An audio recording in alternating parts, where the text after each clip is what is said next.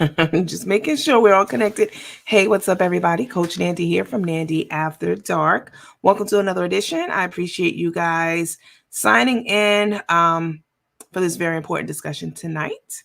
As you're coming in, please make sure that you hit the like, the heart, the smiley face, the huggy emoji, the shock join. Hit all the feels. It's free 99. Absolutely free to do that. And I would take it as a personal favor. I would really appreciate it. You guys come on in.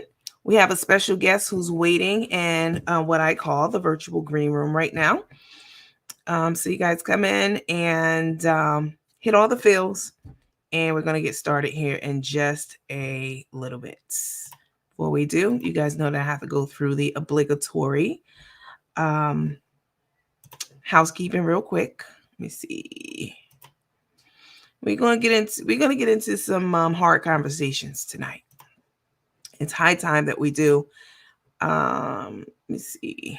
There you go. What is my computer doing? What it wants to do? Not what I'm telling it to do. If I could.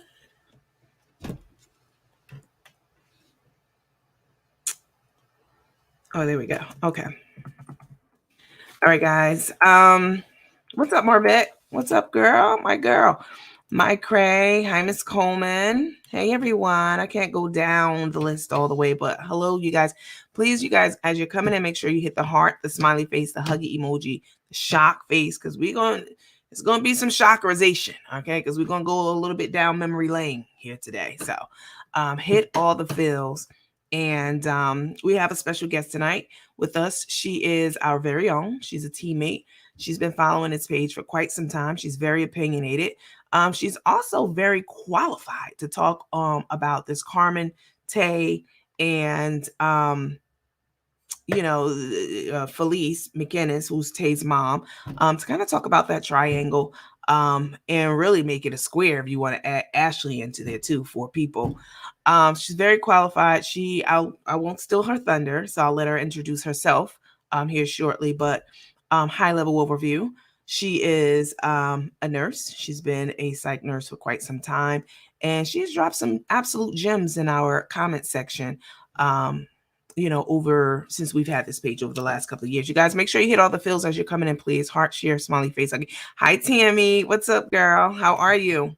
She's dropped some gems in our comment section. She's highly qualified to speak on this subject and give her opinion and all that. She's also down to earth. So sometimes you meet people who have a certain skill set, education level, etc., and experience level, and they're all stuffy and all buttoned up. But she's very down to earth, which is why it's a delight to have her on to speak with us tonight to tackle this topic about dragging or commenting in a negative manner about your daughter, your kids, anyone, or your daughter talking that way about you online. So we're going to get into that. Hi, Miss Roberta. I love you, darling. Yes, bring her on so she knows her ish. I'm also opening the discussion panel up after Miss Latonia, Nurse Latonia, gets into the topics and we get into the meat of what we're talking about tonight. And you guys will certainly be welcome. I know Mike Ray, I spoke with you earlier. You wanted to come on and lend your opinion. You guys are very opinionated about this because you know what? Even if you don't have children, I don't have children by choice. I have an IUD, so I don't have a KID. All right. So it's very deliberate. Okay. Even if you don't have a child, you are someone's child. So you're qualified to speak on this. I saw someone saying in the comment section yesterday, when I posted when I posed this question and posted it on our page about would you drag your child on social media? Someone was like, well, Nandy, you don't even have children. So how could you? I am someone's child. So I am someone's child. So I have a relationship with my mom. My dad is long since deceased, but I have a relationship with my mom and other people in my family as well. But more importantly, with my mom. I know how it will feel if I were in a public feud with my mom.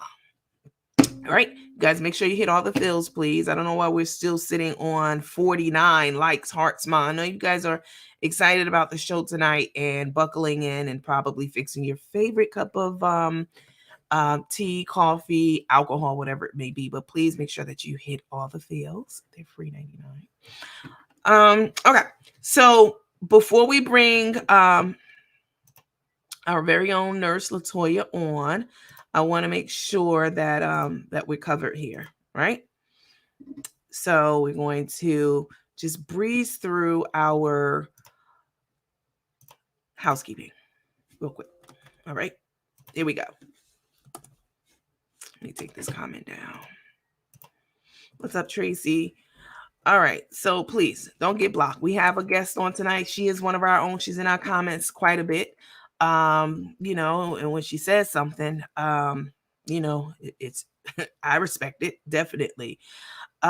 Please, let's be cordial. But again, she's very down to earth, and she's here. She's a regular teammate, so you don't have to be so formal with her. But let's definitely keep it respectful and mind our manners. All right, don't get blocked. No stickers, alarms, bells, whistles, horns, ribbons, etc. None of that. Please don't try. Listen, everyone's opinion is equally important to me on this page. All right, so you putting a bell, alarm, or whistle, or exclamation marks, capital letters, trying to get my attention and reposting your question or comment over and over again will get you blocked. Don't do that. I see the comment. If I don't happen to see yours, please know it's not a slight that I didn't read your comment. I can't possibly read them all. I encourage you guys to leave comments and speak your mind, but I can't read every single comment. So I will do the best that I can to read as many as I can. All right. No influencer names. I'm going to be dropping this one from the don't get blocked list because, listen, this is social media and this is my platform, and I'm no longer going to be protecting people and not mentioning people because I don't have a beef with them, or I'm letting stuff slide, or, you know, or I don't talk about that person, or I've never talked about that person, but there's somebody new on the radar, so you guys can't talk about them. No. I'm going to be removing this one from the list. So, all right. And then, but don't come on here telling me that somebody's online. Don't do that. I don't care who's online. I don't care who it is. My own mama. Don't come over here and tell me that, because that'll get you blocked and banned on this page. And then, no BS. Keep it cute, but keep it all the way on mute. Okay. All right. Copyright disclaimer. We're covered over here. Real quick, in-house disclaimer.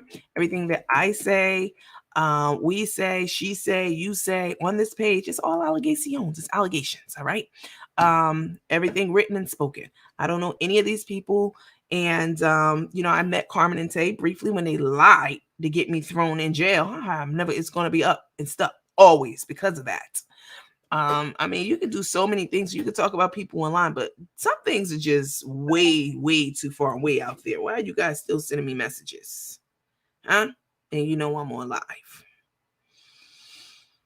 Go ahead, put my phone on do not disturb. And then also, we don't discriminate. Carmen and Tay are in a same-sex relationship. One is a lesbian, that will be Carmen, and I believe Tay is a thespian. That's a fancy term for actress. All right, but nevertheless, they say that they're married and they're in love. So we're gonna go ahead and we're going to respect that as much as we can for two people who lied to get me thrown in fucking jail. But we don't discriminate over here based off of age, race, sexual orientation, or preference. Your ethnicity, your nationality, all those things, ethnicity, nationality, race, you know, those are all different things. We don't discriminate against any of those things, okay? Skin color, any of that. And then finally, hold harmless. All right. And this is a constant reminder. You guys insisted that I change the picture and put this new ankle up here, child. This is from when Carmen and Tay were in the hospital, and Tay pared down, being shady, y'all say, and caught this ashy ankle right here. Carmen, take care of your skin, please. All right. You only get, let me put my picture up here. Take care of your skin. You only get one shot at it. Okay. All right. Let's take this down. Okay, guys. Who hit the mad face? Face Cyples? I never even seen your ass before. Like, why are you on my page hitting an angry face in the emojis, huh? Because you can get blocked right now. Don't come over here with that. We need an explanation narrative on your side about that ankle. Not tonight, not right now. Okay. So without further ado, again, thank you guys so much for tuning in. Get comfy, get your questions ready, get your opinions ready. The question tonight is very, very simple. Would you drag your child on social media?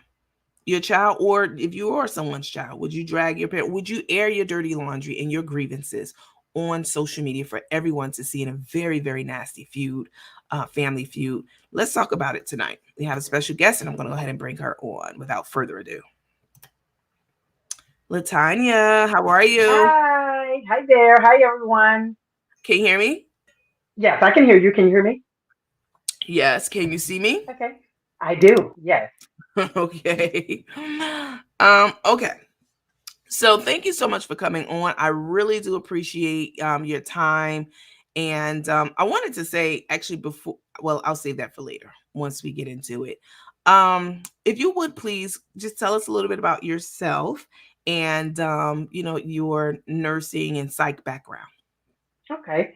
So, I have been a nurse 34. This year will be 35 years, and about 20 of those 35 years has been in psychiatric nursing, from home health care with the mentally ill to several psychiatric hospitals, state hospitals. I was a traveling nurse, so that's how I ended up with so much psych experience. My travel assignments was for psychiatric hospitals that were short staffed with nursing.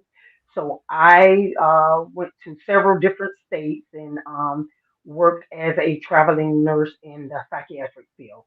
And so I've had like tons of experience in the psychiatric field, and I've learned a lot through my working at different facilities. And I've also learned that every mental illness doesn't look like mental illness. Every mental illness doesn't always sound like mental illness. And sometimes people get that mixed up that everybody mentally ill, that you're going to automatically know it, that they're going to look a certain way or talk a certain way. No, there are brilliant people that are mentally ill. Mm, that's a great point. Mental illness is not something that's one size fits all or easily detectable. Right. Um, It doesn't have a face. doesn't have a face is exactly right. That's exactly the point. That's a great point to make, and I appreciate that. Um, yeah. So you know who Carmen and Tay are. Obviously, you've been following them. Yes. You've been following them Yes. probably longer than I have. Carmen, anyway. Yes, I have. So how long have you been following Carmen? How long?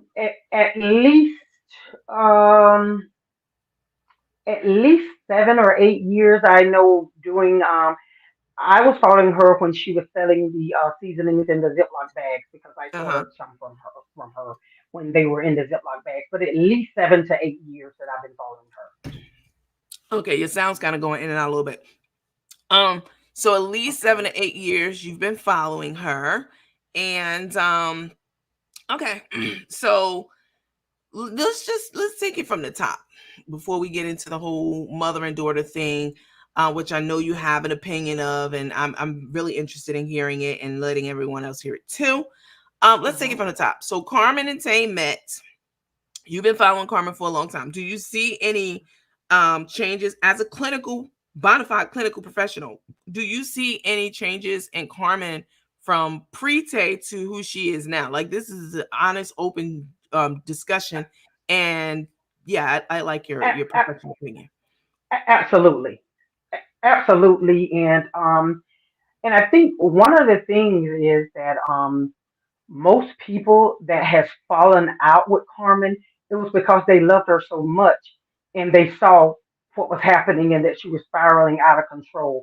And it's not all Tay's fault because Carmen is a grown ass woman. So, Right. a lot of these things she had control of. So a lot of the people that are on the what they call the ops, or because they loved Carmen so much and they wanted to protect her.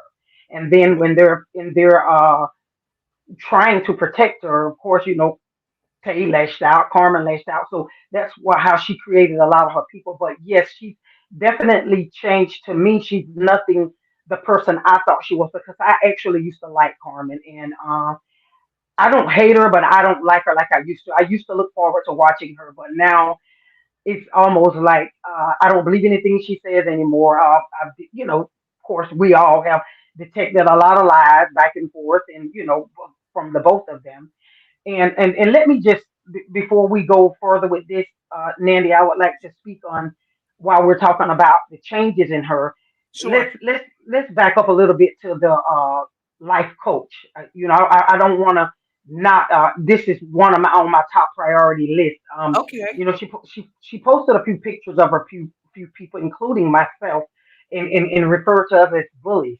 Well, life coach. Well, I'm not gonna call you a life coach because you're not. You don't.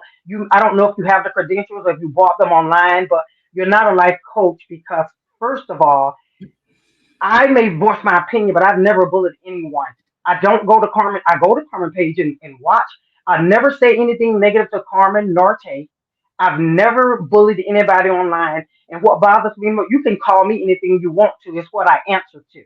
But my problem is the picture she posted was a picture with my husband. My husband does not do social media at all. He has Okay. nothing to do with anything. So I really don't like that. And where I'm from back in the day, you would have got paid a visit, life coach. But I've grown up since then. But you Right. don't put my husband in this mess. So if Right. anybody's the bully, you're the bully. And then Right. secondly, what have you really done that has changed Carmen and Tate's life for the better? You've done Right. nothing, Lena, but help them spiral out of control. If you Right. are a life coach, that includes a multitude of things. That should be their finances. You watch them blow through money like water. Do you ever speak to them about? Come on, that's ridiculous. All these Right. name brand $5,000 coats and jackets for what? But if you was a really life coach, you would get involved in that aspect of their life. Carmen and Tay has both went downhill financially because Hmm. if you was a real coach, you would have told them why they're doxing people information. Stop letting the internet people get under their skin Right. and losing control. And they both have lost their pages, so they went downhill in finances under the life coach. They've also went downhill in their spirits under the life coach. They both have aged 10 years over the last year under the life coach. They both are miserable under the life coach. Carmen likes to get in there singing and with that goofy singing when she's cooking to appear happy, and she's really not happy. None of them are happy.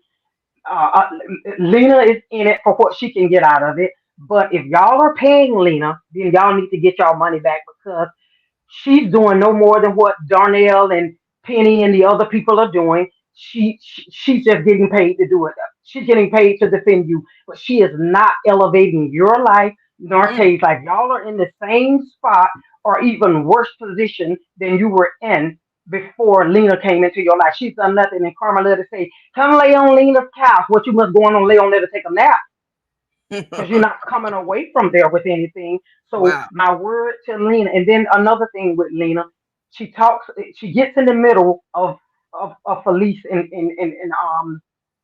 Miss Felice and Tay, Hmm. but she's one sided. A real coach would definitely be objective and would Right. just say, okay, why is it that everybody is wrong except Tay? Why is it nobody never calls Tay out on anything but Mr. Mobley was lying, her mama is lying, everybody is wrong except Tay. A real life coach would have been objective. When Right. Lena started being their BFF, she should have recused herself and referred them to a real coach to help them because right now she's biased and she's not telling them the truth and she is not elevating their life in no way. Everybody around them life is better than theirs and these people don't have life coaches. Mm. Wow. She should sit down somewhere. Mm. That's what she needs to do. Absolutely sit down somewhere because she's done. I don't see no positive changes in her life. Everything Wow. I see about Carmen is going down, down, and down. I don't see Mm. nothing that have elevated in Carmen's life.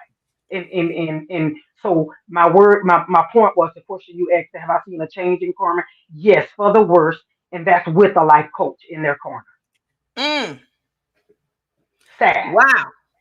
Now, I mean, you've been following Carmen for long enough to have that type of input to see the change in her, Yes. for better or for worse. And and Lena has been on the scene for the last year and a half. She said some very she so what um Latanya is referring to, in case you haven't, in case you're like, what is she talking about? Carmen has a someone who calls herself a life coach, who gives Carmen and Tay direction, et cetera, on how to make better choices in life and things like that. And one of the things that this person did, her name is Lena. One of the things that she did was yesterday she posted, she went live, and she posted Latanya, who's our a teammate here and our, of course, our guest co-host today. She posted a picture of Latanya and her husband and called her and another teammate too. She had like several people up there, but she what okay, so let me back up. So yesterday I posed the question of, would you drag your child online, et cetera, et cetera. Apparently Lena's she's been blocked from this page for a long time, both she and her girlfriend. They've been blocked from this page for a very long time. So apparently she got under a different profile because that's what they do. She came over here to our page and she was reading through the comments that of the question that I posted yesterday. Very poignant question. And she went back to her page. She saw Latanya's comment and several other people's, and the comments were all over the place. People had mixed feelings about it. And she went and took Latanya's comment, which was pretty benign, and went back and called Latanya a bully for stating her comment here on basically Latanya's page, because this page belongs to the teammates and whomever else who wants to come over here and engage in conversation in a respectful and fun manner. To come over to my page under a blocked account to spy to see what we're doing over here, which is fine. But to take a comment that Latanya made and say, "Oh, that's bullying Carmen," when it wasn't, it was just her opinion about a question that I asked, and Right. go back and call Latanya a bully and post a picture. Go through Latanya's profile now. This is the mindset of the person who calls himself a life coach. Go Right. to this lady's profile, searches through her pictures, not just a picture of herself by herself. Oh no, she has plenty of pictures like that. Latanya. She went and found a picture of Latanya and her husband to post on her page and call her a bully. Now this is supposed to be their life coach. Who's bullying who? Huh? Who's bullying who?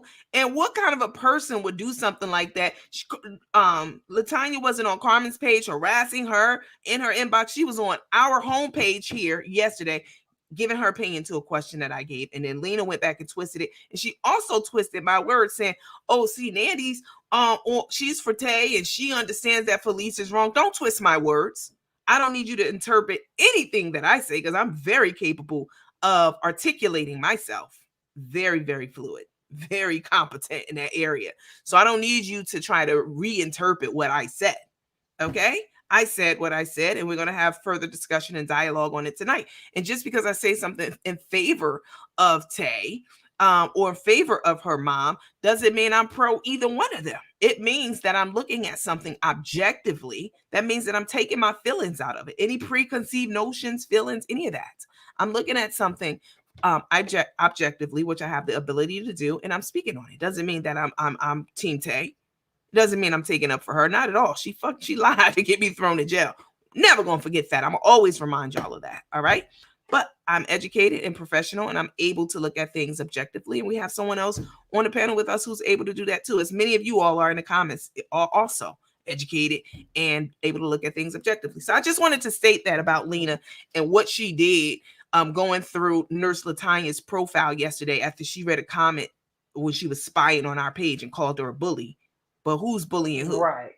Exactly. And then Mandy, on top of that, as far as her supposedly being a life coach, that night that Carmen and Tay was live when Miss Marion was calling to probably try to talk to them because of things that gotten out of control, Right. and her backup buddies, Sharon Benz and all of them texting Carmen to call names. What kind of life coach would have allowed that? Why didn't she intervene and say no? But Right. she sat there while Carmen called Miss Marion tar baby and calling Miss Marion's daughter out of her name like a Uh-huh. 60-year-old child, Right. And Carmen definitely got some mental issues. We'll get into that too. She got mental issues that ain't have nothing to do with Tay. She already had them. And Right.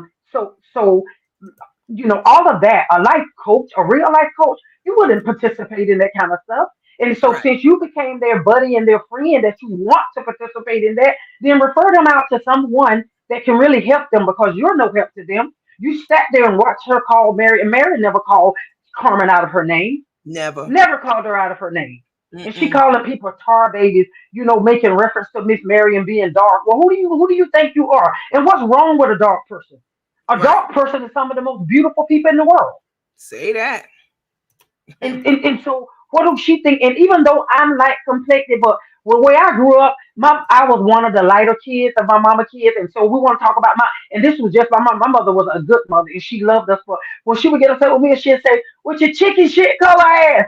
Yeah, So the old so people used to say stuff like with your shit paper color ass, which right, I didn't know right, what and that meant until I got older. They mean toilet paper being very light, right, you know, old and country so saying.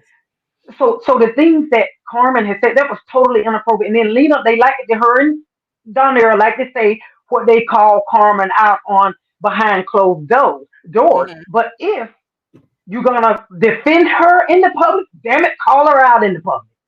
Right. You're gonna defend her in the public, and then you think that we believe that you actually scolded her behind closed doors. No, you're not. Y'all are kissing Carmen's ass and kissing up the Carmen and Tay like they think they're God. For Right. what I don't know, unless they just on the payroll. It can't be that much on the Right. payroll, but it's ridiculous for Hmm. for what they're doing, and then to for the things that Carmen has done. There's no way these things should have happened with a life coach directing you. Because if Right. I'm not even a life coach, but I would have said no, that's going too far. And then when the peanut gallery was back there texting her, telling her what to say, and she was like a little 5-year old repeating everything they told her to do. Where was life coach then? Right. Absolutely. I mean, there's so many things wrong with um Lena's so-called coaching style, or I went on to Darnell's show a few weeks ago, and he was gracious enough to host me on there. And Lena, when I went back to look at the comments, because when I'm doing having a conversation, or doing any type of interview, even if it's a very casual one, I'm not going to be looking through the comments. I'm going to give you my undivided attention so that I can hear what you're saying, and speak intelligently and answer intelligently to whatever it is that you're asking of me. So I didn't see the comments at the time, but I did go back and I looked at the comments, and Lena was acting worse than the people in the comments. She wanted Darnell to hang up in my face. She told him to, you know, and talking about we don't want an alliance. First of all, I wasn't there for an alliance. Have you watched my show? Do you know me? Huh? Because I don't even click up with people. No, when I first got on the scene, I thought that might be a good idea 2 years ago. But no, I mean, y'all have seen the things that I've been that's been done and said about me in that time. So no, I'm good, baby. I'm very good being alone and solo on these here internet streets. Okay. But she was in the comments and she was acting very vulgar, using profanity and all caps, and hang up on her. What makes her think she's a coach? Baby, I have the credentials to be one if I wanted to be one. But that's You'll be a bullshit. better one than Fuck she is. her. Yeah, and fuck her and all these things. Like, how are you someone's life coach? You should be trying to facilitate conversation with anyone who pulls up a chair to Right. the table. Anyone, no matter who it is and what it's about, to try to seek understanding and clarity and those things. But that's not what she's about. She's not she's awful. She's absolutely Right, awful. right, And Nandy, because mhm, Nandy, she was their coach when when Miss Felice first came out. So mhm, why wasn't she objective? Why didn't she take the time before she started name calling and putting Miss Felice down? Why didn't she take the initiative to try to have a conversation with Miss Felice? right, Maybe it would have went well, maybe it wouldn't. But to right. me, she's their demise. She's putting a wedge between the two of them because if she's not gonna try to pull them together, then she should stay out of it. Stop going live talking about Miss Felice for content when you really don't give a damn if they ever resolve their issues. You want that wedge there to give you something to talk about. And it's sad Wow. as a life coach that that's what you do. And I wish there was a way for your license to be restricted because they're no good to you and they're no good to anyone else. Wow. Okay. Well, thank you for that. That kind of sets the tone for some of our conversation because we haven't seen any coaching from Lena. We just see her rants and her raves, and she's always talking about how she's all these bullies and the things that people are saying online. But why don't you talk about something productive on your page if you don't like what I'm saying on my platform or other influencers are saying on their platform about Carmen and Tay? Why don't you redirect the energy and talk about something completely different? But you want to sit in the mess. You're Hmm. not sitting above the mess. You're sitting right smack dab in the middle of it. And you seem quite content to be doing that. Questioning people's credentials or, calling Miss Latonia a bully and all those things is absolutely despicable. But the people see what's going on and that's what matters. Okay. So let's get in. So thank you for your input on that, Latonya. So let's get into some things here. Let's Okay. see. Someone said, yes, a real life coach is going to use any opportunity to mediate to anyone. That's exactly right. But she Right. was like, no, get out of here. Oh, what did she say? Access denied. No life coach, no therapist of any type would say anything like that. You never are trying to deny access from anyone ever. And not that I was trying to get access because I was just there for a conversation, sweetheart. But she's the antithesis of what a life coach and a therapist and someone who's trying to bring healing should be. I Yep. mean, Lena, I know you're watching, definitely. Right. And you're terrible. You're absolutely terrible. And the same type of bullying that you talk about, I mean, you're bullying people who don't even know you, other teammates, pictures of them up on your page, calling them names out of their name. And Despicable. and then and Nandy, one other thing is that she judges Miss Felice about her uh, relationship with her daughter, Uh-huh. but Carmen totally abandoned hers and her granddaughter. But does she talk to Carmen about that? That's okay. And as a life coach, you should never think it's okay to talk about somebody's mother. Because at the end of the Right. day, Miss Felice still is Tay's mother. So she Right. shouldn't even be comfortable dragging Miss Felice. And the same thing she was trying to do with Ashley when they all tried to attack Ashley on that live. But Ashley Yep. held her own. And then Carmen sitting up there, and I don't want to say disparaging things about her, but I felt like I would love to have said something to Carmen. You sitting up there allowing these uh, um, piranhas to attack your daughter. Yeah. That was it. But y'all want to talk about what a mother should do? No, I don't Right. want to hear that crap about what a mother should do. I don't want to hear that crap. However Right. they feel about it, Miss Felice had just as much right to drag Tay as Tay did to drag her. Right. Well, we're going to get Period. into that. We're going to get into Okay. that Okay. because I know you have your opinion and you are, very qualified mental health professional, very much so, many, many years in that. But I also have my opinions too. I'm also one of my degrees is in psych. Hmm. It's a science degree, so it's a bachelor's of science, not BA. Which shout out to people who be with BAs. I mean, no shade to you whatsoever. But with a bachelor's of science degree, you have more science-based courses in addition to everything else, statistics and access to the SPS Hmm. system and all that kind of stuff. Um, you know, so I have my personal and professional opinions about Tay and Miss Felice. She's not Hmm. innocent in all of this. So let's get on into it. The question is, again, just for those of you who are joining, you guys, please make sure you hit all the feels, the heart, the huggy, the smiley face, the shock joint. The question is, I need to restate it, is would you drag and berate your child publicly, i.e., or slash on social media? What is your answer to that question, please, Miss Latanya?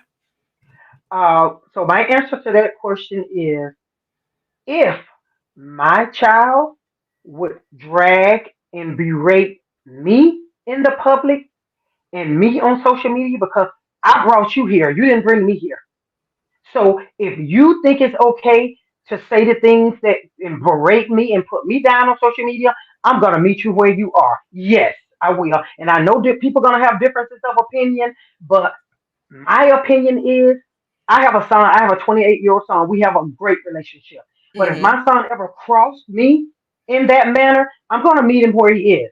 We Okay. may make up one day, we may not. But yes, if my son did it to me and brought it to me, I'm going to meet him right there on social media streets and we're going to do it right there. Right. Wow. Okay. So we'll talk a little bit about the psychology of Felice and of Tay and what you make of all that, and and how that plays into the state of their relationship at this time. My opinion is, again, I don't have children, but I am someone's child, obviously. Hmm. And I do have a relationship with my mom, and my opinion is I no, I wouldn't. It's different than yours, and it's okay to Hmm. disagree. Right, right. No, I would not. I would if I had a child. First of all, I'm a very private person. That's part a large part of it. I'm a very private person. Yes, I'm an influencer. I come on here, but y'all don't even know, a lot about my family. And some people think I don't even have a family. I have a massive family, but I don't get on here and talk about my family, my personal life, anything like that, because it's not about me. It's about me giving my opinion about other people's lives, that we see online and things that we see. It's not about me. It's about the content, the material, and the things that are out there in the social media space. So I'm very private. I've always been that way. I can take a secret to the grave. You can best believe that.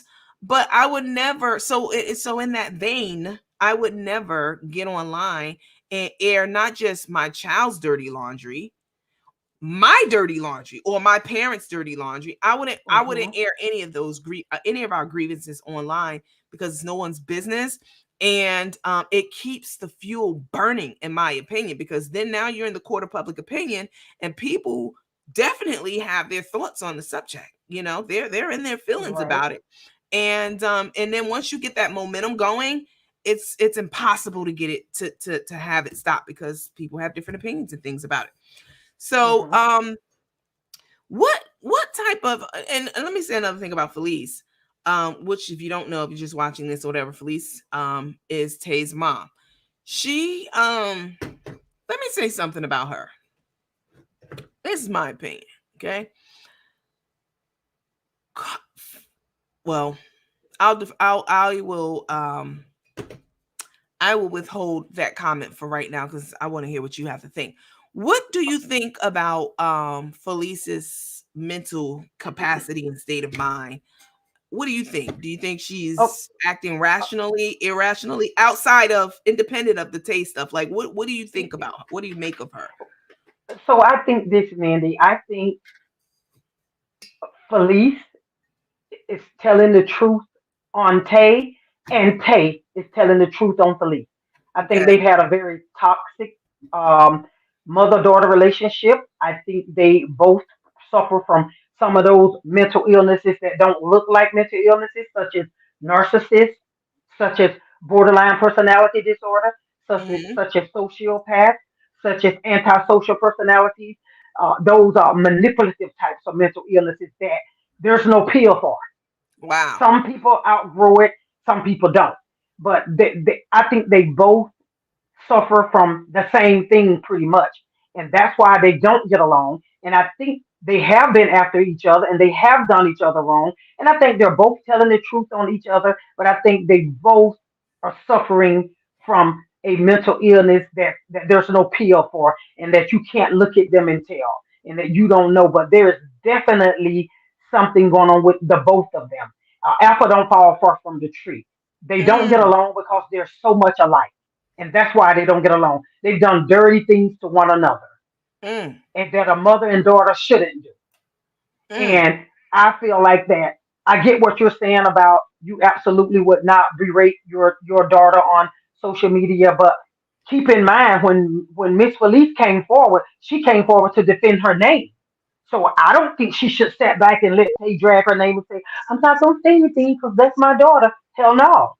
I felt like she came to defend her name, but at the same time, they're Mhm. both guilty of treating each other a certain type of way. They're both no good for one another, and Mm. it's probably the worst mother-daughter relationship I've ever witnessed. Wow. Ever witnessed? Ever. That's saying a lot Ever for you witnessed. being a psych nurse Yeah, for a long it's the time. worst I've ever witnessed. And Let's they're go. both playing in each other's face. Mhm. So let's pause for a minute. As you all know, I did an interview with Tay's mom. I can't believe how long ago it was. December 3rd of 2022. So over a year ago, I did this interview, and it was a big, big, big deal at the time because Tay had been on the scene June, July, August, September, October, November, December, 6 months. Tay had been on the scene for 6 months. She had already married Carmen, and we were really into the thick of things with our opinions, and them with the shenanigans and our opinions around the shenanigans with them. Okay, Carmen had already sold the business, and was booted out of Karina's house and all of that. So let's pause for a moment. So of course I have the interview. We're gonna listen to a small piece of that interview, and then we're gonna listen to some of the things that Tay was talking about um, on her in her conversation with their life coach the other day. So let's take a trip down memory lane and listen to some of the things that Felice had to say um, about Tay. All right, we're not going to get into the whole thing of it, but this is just a piece from the interview that I did with her a year or so ago. The internet was all of us. Why are you open? Let me close you because you're doing a lot. Let's do that. Let's go back here and this.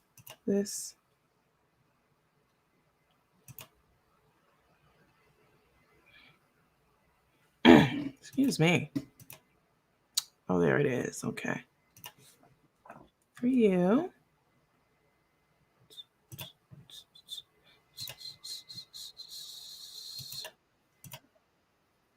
Be on the internet all the time. I can't make nothing on the internet. Nothing on it. I understand you old school and you like to be productive outside of social Correct. media. You got it. I understand that. That's very admirable because I wish I could be that way. These people be having me working like a hoe in the back of the church on this platform, and then want to get mad when the thing don't start on time. But y'all don't Right, know the right, right, demons right, was right. having their way in the background. That's why we were Right. late.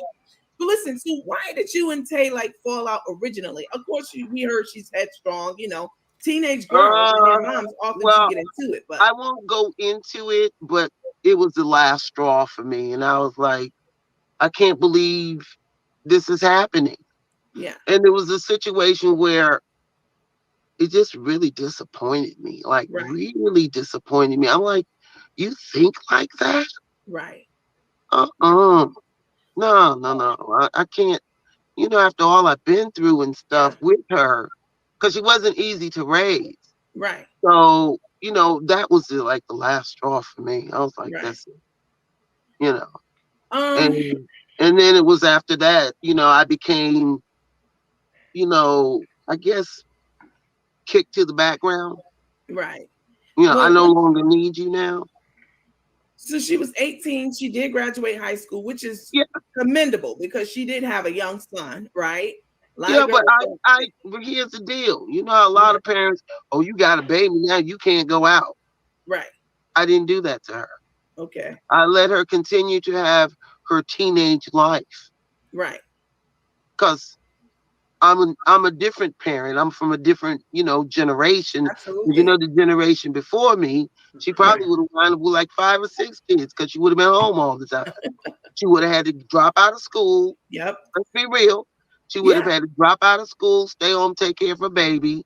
By her being home, she probably would have had another baby. And Yep. then I didn't want all that. So I said, okay, Mhm. continue to have your life as a teenager, Right. but you're going to have to help out, Right. right? Right. So we bought her a car so Who's that she could get back and forth to work and get back to school and everything. okay? We Okay. did that for her. Okay. And she But to finished high hear school. her tell it, I didn't do nothing for her. She was Well, raised by her grandmother, right? yeah, yeah, she did. Okay. I mean, she did say that. We didn't know you. I mean, we thought she was mixed. We thought she was Latina, Colombian, Oh, maybe she's mixed, Dominicana. all right. She's mixed. I mean, not kind of.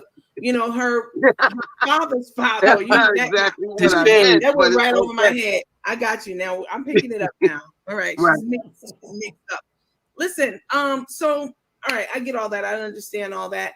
What you alluded to something in the text messages that you sent me, and then you kind of touched on it a little bit just now too, when you were like, something was stolen, and I guess that's what you're probably talking about now. And if you don't want to go into it, I No, understand no, that too. no. It wasn't. Well, the last straw was the way she was thinking, her mindset. Okay, That what do you mean? that was the last straw. Was Like the what? mindset on Like this particular issue, and it's a big oh issue. oh oh oh. And the This- other night, I was listening to this person who speaks, and I call it the shadow. I call it the shadow radio host because Okay, they never show their face. It's always dark. right, And they went on to talk about, well, what could it have been? And it sounded like he's doing all these ebonics. right. And I don't know what it could have been. What could it have been? Was it a dress or some petty mess? Yeah. And then he happened to touch on it. And I Okay. was like, well, without him knowing, he Right. did touch on it. And Uh, it was heartbreaking for me. It uh, really was. I was like, she's thinking like that? right. Wow. Okay. Well, thanks for letting me know now. You don't. I mean, because I don't want Tay to have like her own narrative on this and try to downplay it. You don't want to like share what it is. No, I won't do that to her. I respect it. No, because it would be very disruptive. And I'm Yeah. not going to do that to her. I'll save her that.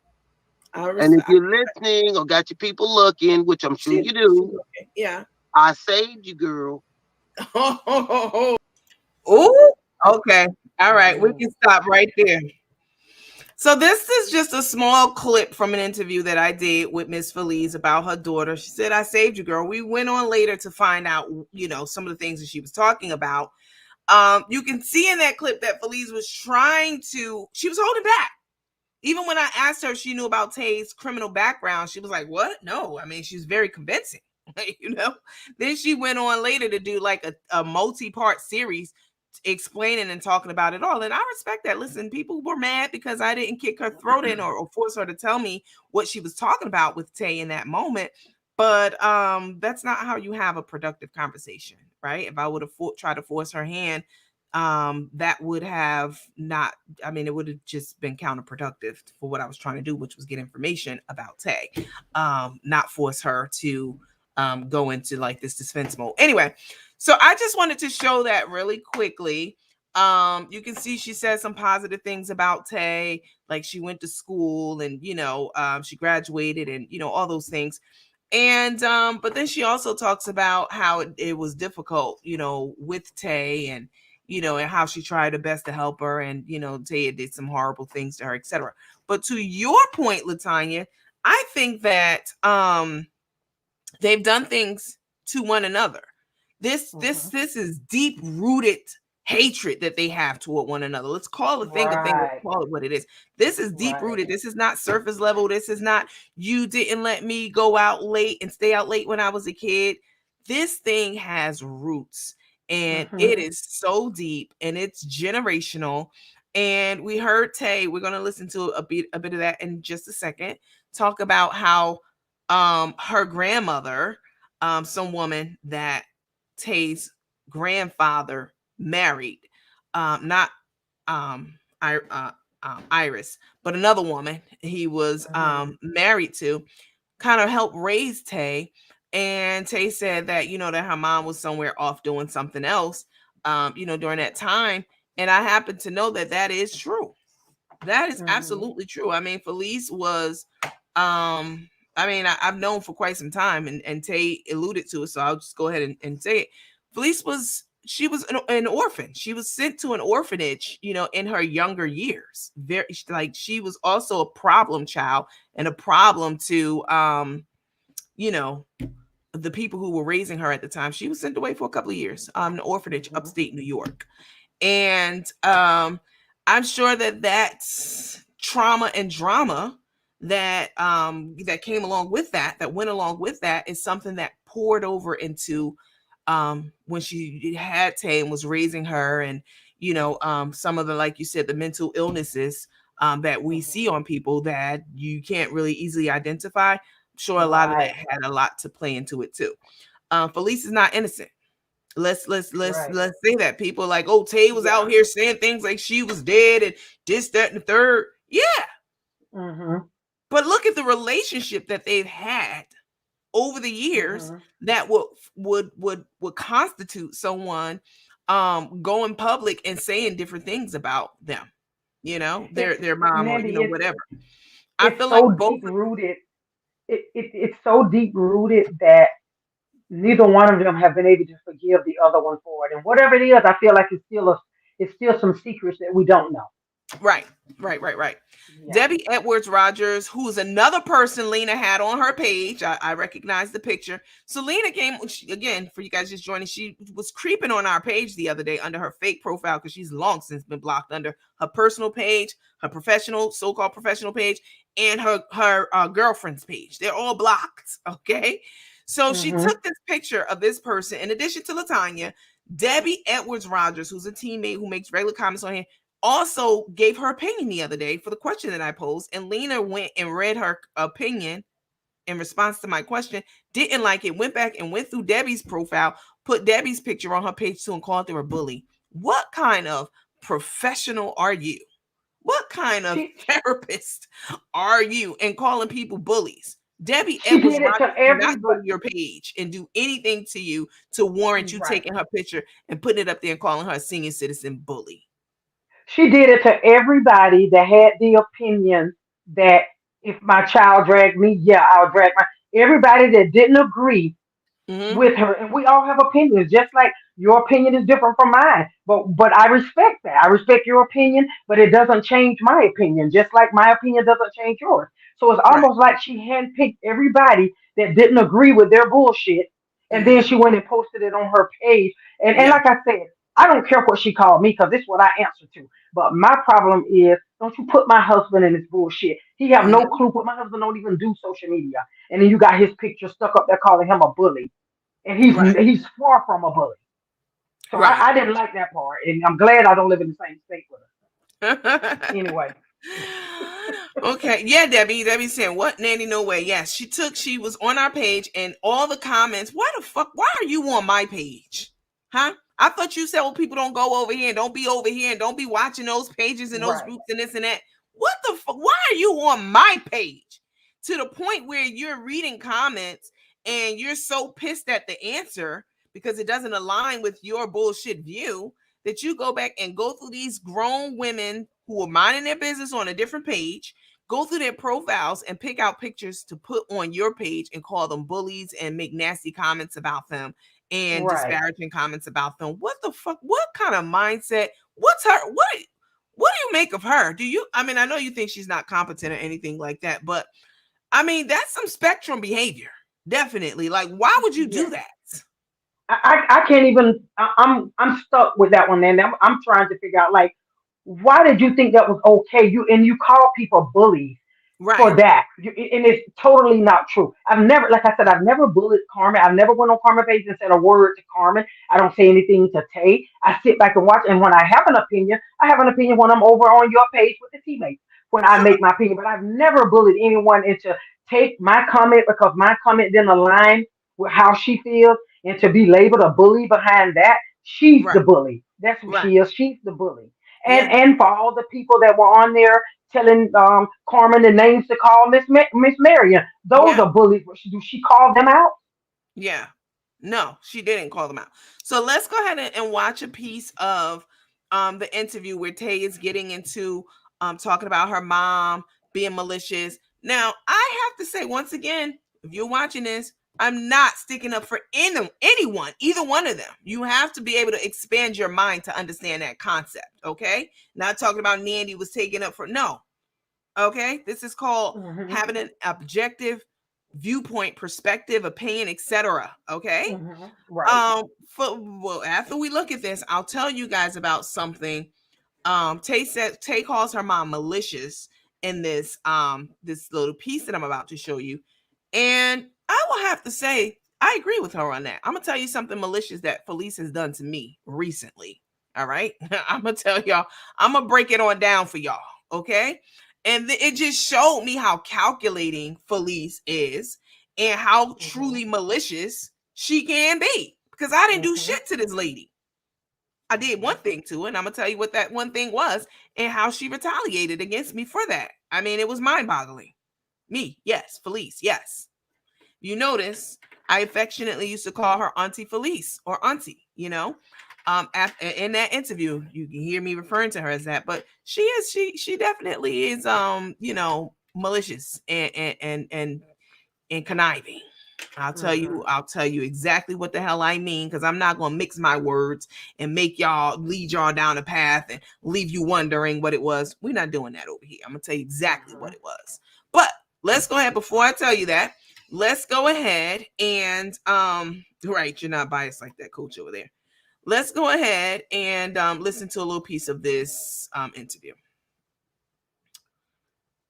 If you have to stick up for anyone, it's for Miss Felice and surely not Tay. I'm not sticking up for anyone. This is a mature, adult, grown-up conversation about two women who are feuding, a very, very big family feud, and it's being aired publicly. And this is me removing my personal feelings for either one of them from the conversation to talk about what it is that I see and perceive to be the issue between the two of them. That's it. I'm not sticking up for Mm-hmm. Tay or her mama. Okay. Okay. Let's One take it. one of them is the devil, and the other one is the witch. Oh wow. Which one is the devil? Both of them. Which one I, is the witch? Both of them. They swap. They swap out. I don't know that one is it. I think that as you said earlier, they are trouble. You know what I'm saying? Mm-hmm. They are so much alike that they hate each other. They can't Exactly. And stand they're each and other. they're You both ever been in a and they're both relationship? malicious. And they're both malicious, Landy. And then right, Yes. I said I agree. Mm-hmm. But you ever been in a relationship with someone? I'm sure we all have. And you're so much alike that you butt heads all the time. That would be Yes. Tay and her mama, but it's even deeper than that. This is like Yeah. some generational type hatred that they have for one another, and it's really unfortunate to see it all going down in the Mm-hmm. public.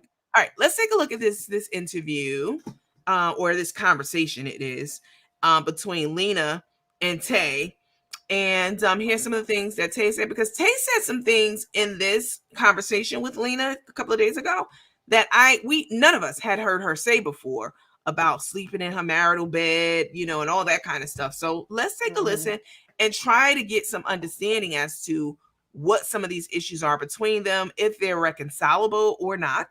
And talk further once we watch this clip. So here we go. Let's take a look.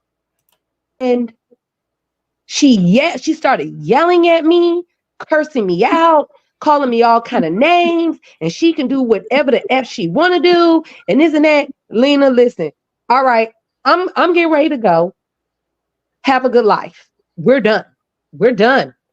Mm-hmm. And that was in 2021, and it was in May, and that was the last time that I spoke to her.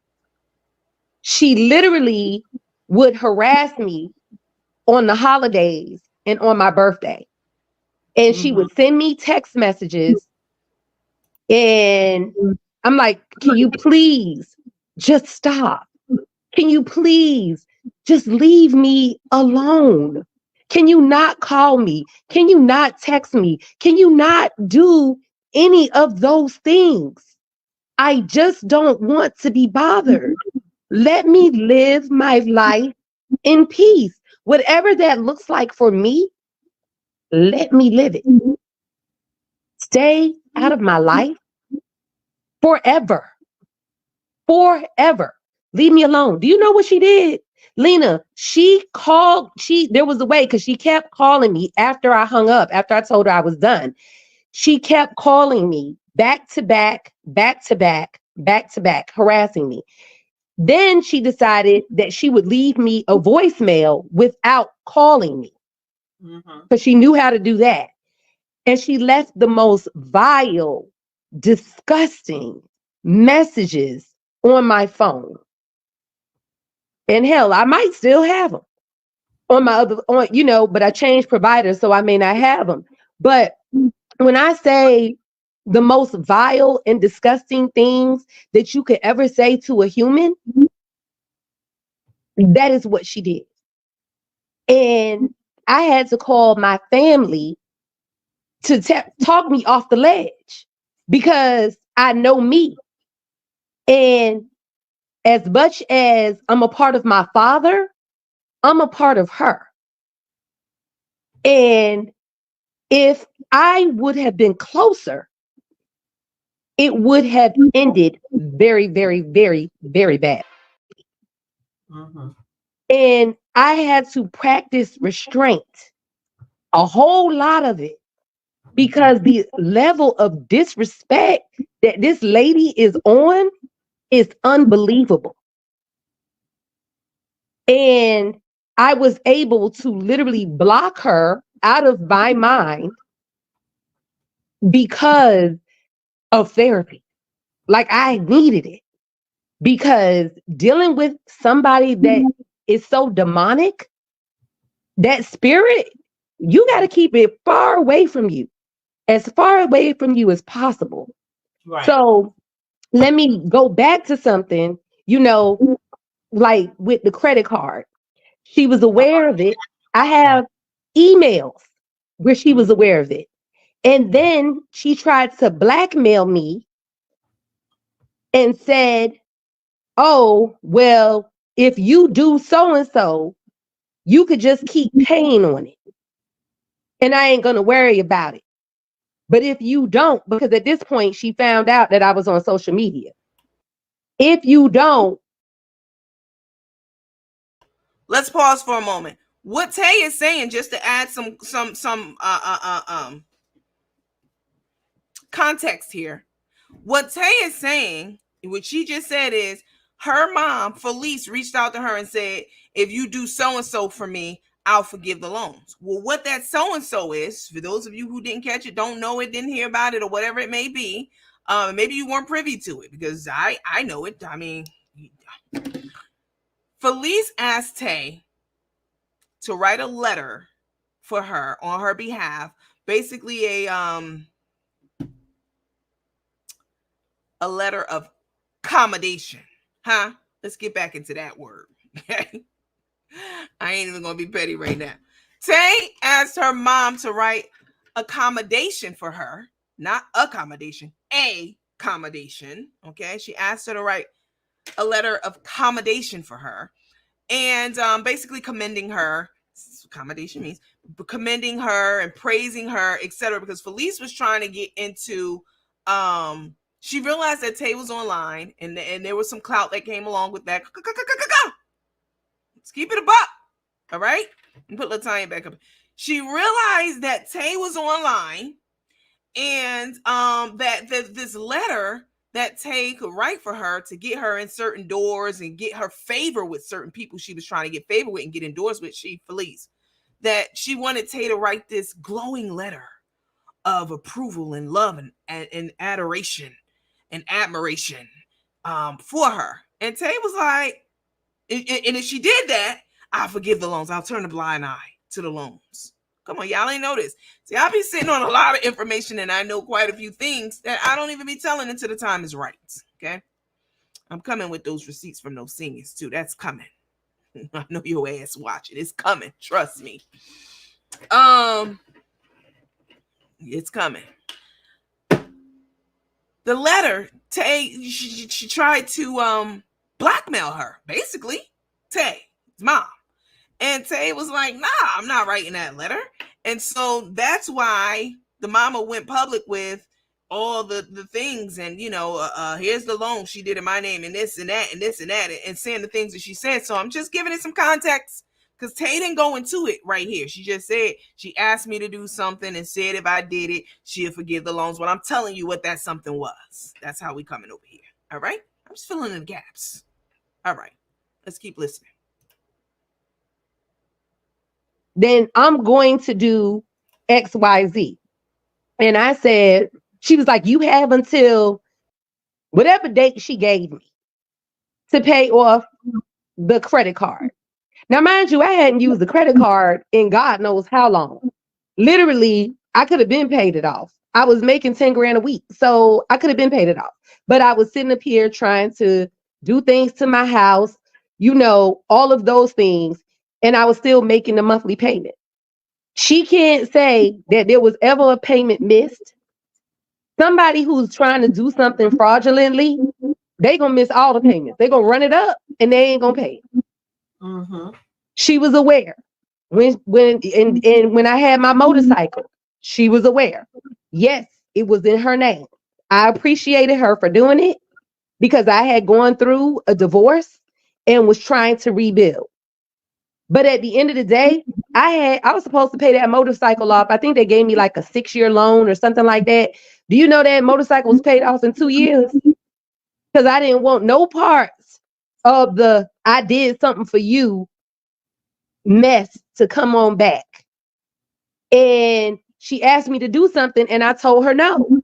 That was my prerogative to tell her no. I had a choice to tell her no, just like she had a choice to tell me no. If she would have told me no, guess what? She would have told me no. It wouldn't have been no bad blood. It would have just been like, hey, you can't get it right now. You got to get it later. That's it. Right. But I'm not trying to dangle a carrot over you and act like I'm doing something with good intention. Meanwhile, in the back of my mind, I'm trying to figure out a way to be deceptive for you to go ahead and do something else that I want you to do. If my son called me right now and said, hey, mom, I want to go ahead and get a car, I need you to co-sign, right? Guess what? I'm going to co-sign on the damn whatever because he asked me and I'm just going to do it because that's my son and I love him. And guess what?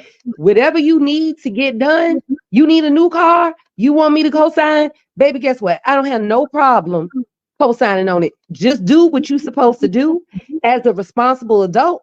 Make your payments. Don't ever have it be late because then we're going to have a problem. And I never was late. I never was late on nothing. I never was late on that credit card. There ain't not one mark derogatory on her credit in regards to the loan or the credit card. Mm-hmm. Nothing. Because I wouldn't do that. Because there may have been an instance where I may have needed her again or wanted whatever the situation is. And guess what? I would have took care of it like the responsible adult that I am. So when you're putting things out there that are not true, it really boils my oil, honestly. Like I wound up talking to somebody the other day, and I'm not going to name any names because see, I don't watch her lives. I have no idea of the things that she says because I don't watch them. But when people come back to me with things that I know, then I have to pull your coat about it. So, for instance, she talked about, and like I said, I didn't see it, so I'm only going by what the individual told me. But the individual wouldn't know that information if she didn't put it out there. Yeah, yeah. So, I was going to ask you how do you know it's valid? But yeah, since you all right. Mm-hmm. so for instance, there was a discussion where she said something about my uncle Danny who passed away, right? Now, Uncle Danny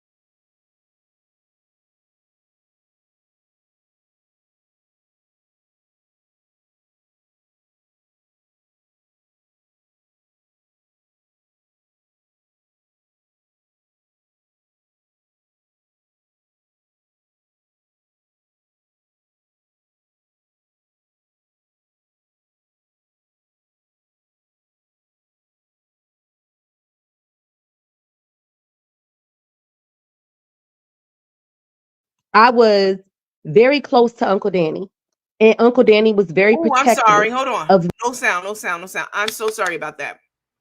Because when I take them off, I take the sound off too. What I was saying was a mouthful.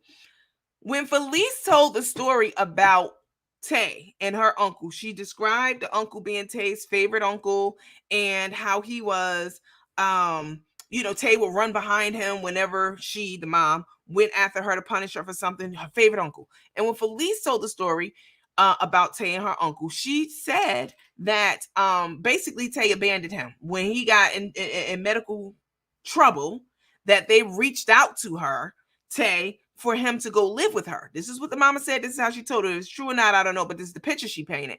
That Tay abandoned him. The family couldn't reach him, or they couldn't reach her, and she was nowhere around to help her favorite uncle. She just turned her back on him. That's what the mama said. That's the story she painted. Whether it's true or not, I don't know.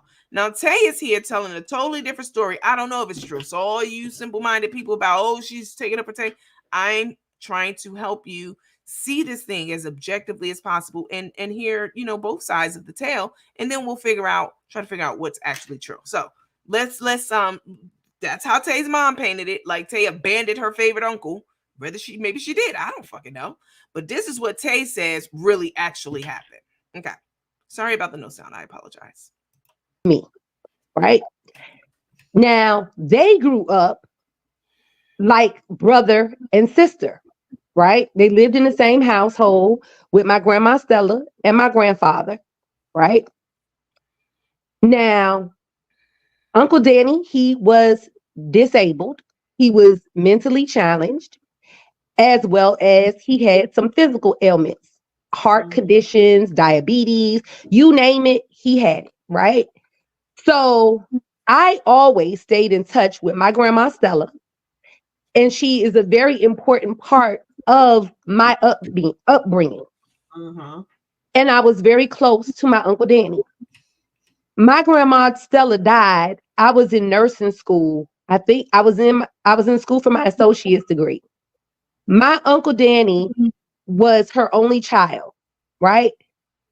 I was her grandchild, period, point blank. You couldn't have told anybody else any different. I was her grandchild. Grandma Stella was from the islands, and she was a beautiful person. So anybody, any children, any grandchildren that my grandfather had, she basically adopted them all. And he had several. And she loved each and every one of us. But she was closest to me because I lived with her off and on. And when she died, my name was in the obituary. It was spelled wrong, but my name was in the obituary as her grandchild. My mother's name was in the obituary as well. I went to the funeral. I flew up from Florida. Me and my other aunt, we went to the funeral. We paid our respects. As a matter of fact, I was the last one to see my grandmother before they cremated her. And I gave her a locket and I put a flower in her coffin. And I said a prayer and I laid on her chest. Oh, God. She was not there. She made an arrangement of some sort and sent it, but she was not there. Her mom. And her and my grandma Stella fell out. And for years, they didn't talk. For years, and I'm talking about probably a decade. They didn't talk because of something my mother did when she went to my grandmother's home of St. Martin. And my grandmother never forgave her for whatever it was that she did. And what she did, I will not disclose. But my grandmother did not associate with her after that. It was because of me that I kind of got them on speaking terms at a point. But then my grandmother started suffering from dementia. And every time I would talk to her, it was repeat. It was the same thing over and over and over. But I listened and I visited. I don't even know when the last time she saw my grandma Stella. I don't. But I made it a point that every time I could, if I visited New York, I would stay with her. I would love on her and, just show her all the love and tenderness that she needed. My Uncle Danny and her lived in the same apartment in New York for it had to have been 20 plus years that she lived in this apartment. And it was probably over 20 years because I was an adult, so I'm thinking they probably lived there for 30 years. But my uncle, he is they had him involved in, all these medical studies and things of that nature because like I said, he had a heart condition. Mm-hmm. And it was like he had to be at the doctor every week, damn near every day. He was at a doctor's appointment, right? And he was being seen at Roosevelt Hospital. He had been a patient there for 30, 40 years. And he was involved with the Boston Scientific, and they were doing research, and there was a lot of things that were going on with him medically. And you talking about somebody that has fostered relationships with doctors for over 20, 30 years. You can't just move that person anywhere. You can't do that. It's impossible. This is his routine. He goes to the doctor Monday, Tuesday, Wednesday, whatever. They come out and they do home visits. You cannot take somebody out of that environment. I myself had just really found my ground and was trying to create, continuing to create the life that I wanted. And I love my Uncle Danny. And I would go and I would call him. I called my Uncle Danny every week. Every week I would call. And eventually he wound up, experiencing dementia as well. But I still would call and he would know. Problems with her mom. My grandma Stella was somebody my grandfather married. Right. Somebody your grandfather married, but took your mom in. Correct. Raised her. Correct. Okay. But then there were problems. So she had to marry. Oh. To act like you and my grandma Stella got along so well. Absolutely not. You didn't. And so that's real. So she had problems with her mom. My grandma Stella was somebody my grandfather married. Right. Somebody your grandfather married, but took your mom in. Correct. How does the life coach know this detail? This is very important. This is why she hasn't helped them. But then there were problems. So she had to go elsewhere. Mm-hmm. Oh, y'all heard that? Step up and step in. There were problems. My grandma Stella was somebody my grandfather married. She had to go elsewhere. Right. Somebody your grandfather married, but took your mom in. Correct. Raised her. Correct. Okay. But then there were problems. So she had to marry. Oh. To act like you and my grandma Stella got along so well. Absolutely not. You didn't. And so that's real. So she had problems with her mom. My grandma Stella was somebody my grandfather married. Right. Somebody your grandfather married, but took your mom in. Correct. Raised her. Correct. Okay. But then there were problems. So she had to go elsewhere. That's the orphanage situation I was telling y'all about. We'll get more into that. So she didn't have a good relationship with her mother. No. She has done some things which you're not going to disclose, but she has done a lot of things to her mother. Correct. And the haters are not looking at that either. They're not even looking at that, because all they want to do is look at you and what Girl. you allegedly wish they do, but she's not. See, I tell you, my grandma Stella, she's close to me. You see this? I see this every day. It's on my mirror in my bathroom. You see this? I see this every day. It's on my mirror in my bathroom. Yeah, something. She else. died June 9th, 2016. Let me fast You forward. are you are a shit show. And that's why nobody wants you around. And probably also because, you know, they're proud. Oh, I had You to fast know, forward through I that. would have loved for us to be able to have a decent relationship. I would have loved that to happen. But at some point, you have to realize that people are who they are and accept it. That doesn't mean that you have to be involved. That doesn't Right. mean that you have to, you know, be entangled with the toxic behavior. That Right. doesn't mean any of that.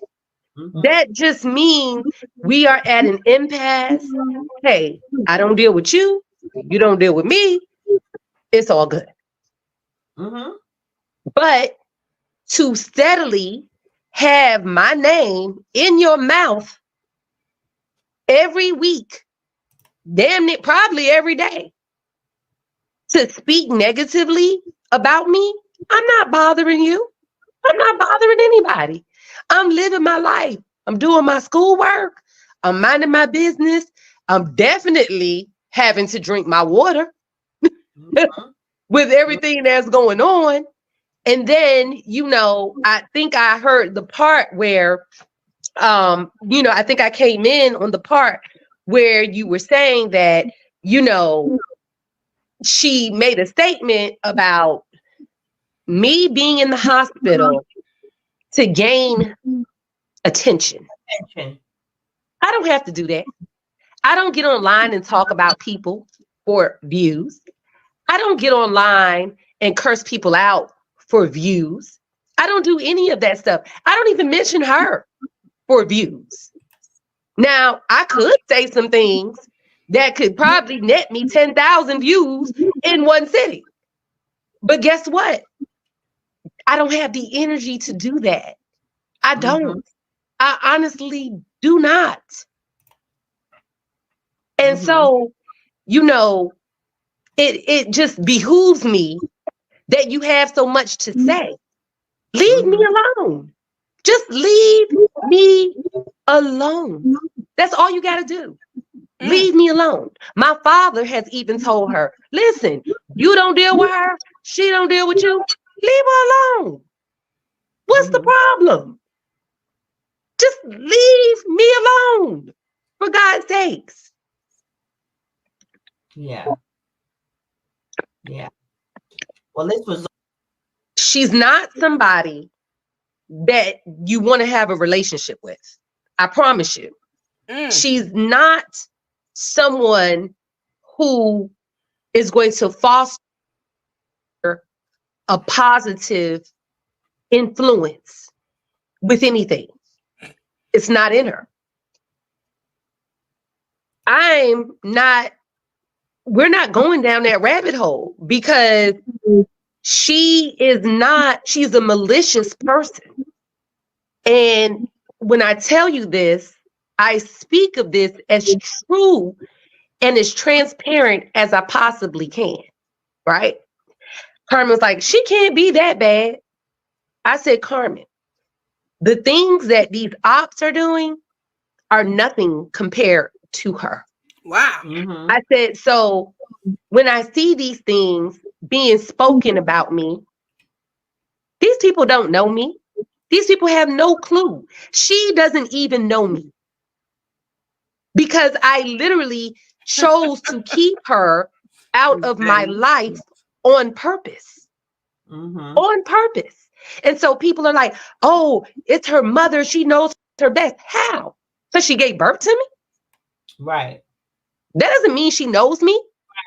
Right. You may have known me at 2, but do you know me at 22? You may have known me at 22, but do you know me at 32? And this is the same person that would come to my house, wear my clothes, wear my makeup, wear my wigs, drive my cars, but then turn around and say, I'm the materialistic one. Go figure. Go figure. You know, and I have learned, like I said, in therapy, because I had to go to therapy. And like I said, she at some points has been a decent human. At some point. Now, those points may be few and far between, but I'm not going to say she's been all bad, because nobody is all bad. You know what I'm saying? Nobody's all bad. But I remember so many things that were done. I remember the statements made, you know, like one moment I'm smart, then the next moment I'm a stupid ass. I don't know shit, this, that, and the third. So it depends on what day you catch her on, or what moment you catch her at. That you're this, that, and or the third. Because she would tell her friends and stuff, oh, my daughter's a nurse. My daughter's a nurse, blah, blah, blah. But then 5 minutes later, you ain't all that because you got education. What? Like make it make sense. Right. You know, make it make sense. Either I am or I'm not. But don't play with my mind, because for years, I spent years doubting my self-worth because of things that she would say to me, the trajectory that she would put on me. And she would say things like, oh, you think you're going to get by on your looks just like your aunt so-and-so. And I'm not going to mention my aunt, but making statements like that. Right. And I think that it's very unhealthy for you to say that to a person that you're bringing up in the world. And so I had to make sure that not only because of society feeling like because you're pretty, you get certain things done, pretty privilege. Yeah. You know, so I've heard these things from her before. Oh, because you're light skinned. Oh, because you have long hair. Oh, because you have this feature or that feature. I heard that stuff from her. So I knew, Lena, that I had to be good. I had to accomplish. I had to be somebody, because I didn't want to end up like her. Wow. That was my motivator. And maybe that was the purpose. Yeah. Maybe that was the purpose. There's purpose. And do I have to go through all of this trauma to just make it out alive? Yeah. Like, why do I have to go through this stuff? Why am I treated like this? Why am I subjected to this torment? God, what are you doing? Was I really supposed to be here? You know? Wow. That's and deep. Then with her statements, like, I wish I would have aborted you. Who says that to a child? Yeah. Who says that? And they condone that. Bravo. Which is a sickness. Oh, and the thing is that she psychologically tried to fuck me. I mean, let's call it what it is. She psychologically tried to fuck me by doing and saying the things that she has done. But I saw past that. I saw past the bullshit. Yeah. And it made me stronger. Yeah. So when the haters started this foolishness, right? Oh, she's renting a condo. Oh, she's this, she's that. Da, da, da, da, da. She went to jail a couple times. I mean, that wasn't no new information. I put it out there first. Because I have been through shit, but I was able to pick myself up by my bootstraps and still make something of my life in spite of it all. In spite of it all. And I'm sure that she will go on and have an 8-part series and this and that. I don't care. I'm saving you. I'm saving your ass. Ain't that what you said to me? But it's like, I don't even care to divulge in her stuff. You get what I'm saying? It's not, she ain't even important enough for me to even go there. I don't need to tell her trauma. That's her business to tell. If she ever decides to. That's her business. And I don't want to. You know why you don't want to? You learned that from her. That she made a statement because, like I said, I don't watch her lives. But she made a statement and was saying, oh, she's getting all these surgeries. She probably gonna get something done to her face so she doesn't look like me. Listen, I look good. On my grandmama, on my hood. I look fly and I look damn good. And guess what? I don't need to change my face. My face is here as a constant reminder that I'm doing good. Okay, girl. Yeah. Like no other. I love my son. I could never. I don't care if my son went on a spree and unalive 1,000 people. Do you know I'm going to stick beside him? That's my son, and I love him. Yeah. And no matter what mistakes he makes or made in life, I would still give my life for his. Because he means the world to me. He's a perfect parent, but I can tell you one thing. I spoke love and life into my child. It's hard to be able to leave something behind for him if in case my demise is met at an untimely hour. I want to instill hard work, not working hard where you killing yourself, but instilling positiveness in his life, instilling community in his life, instilling service in his life.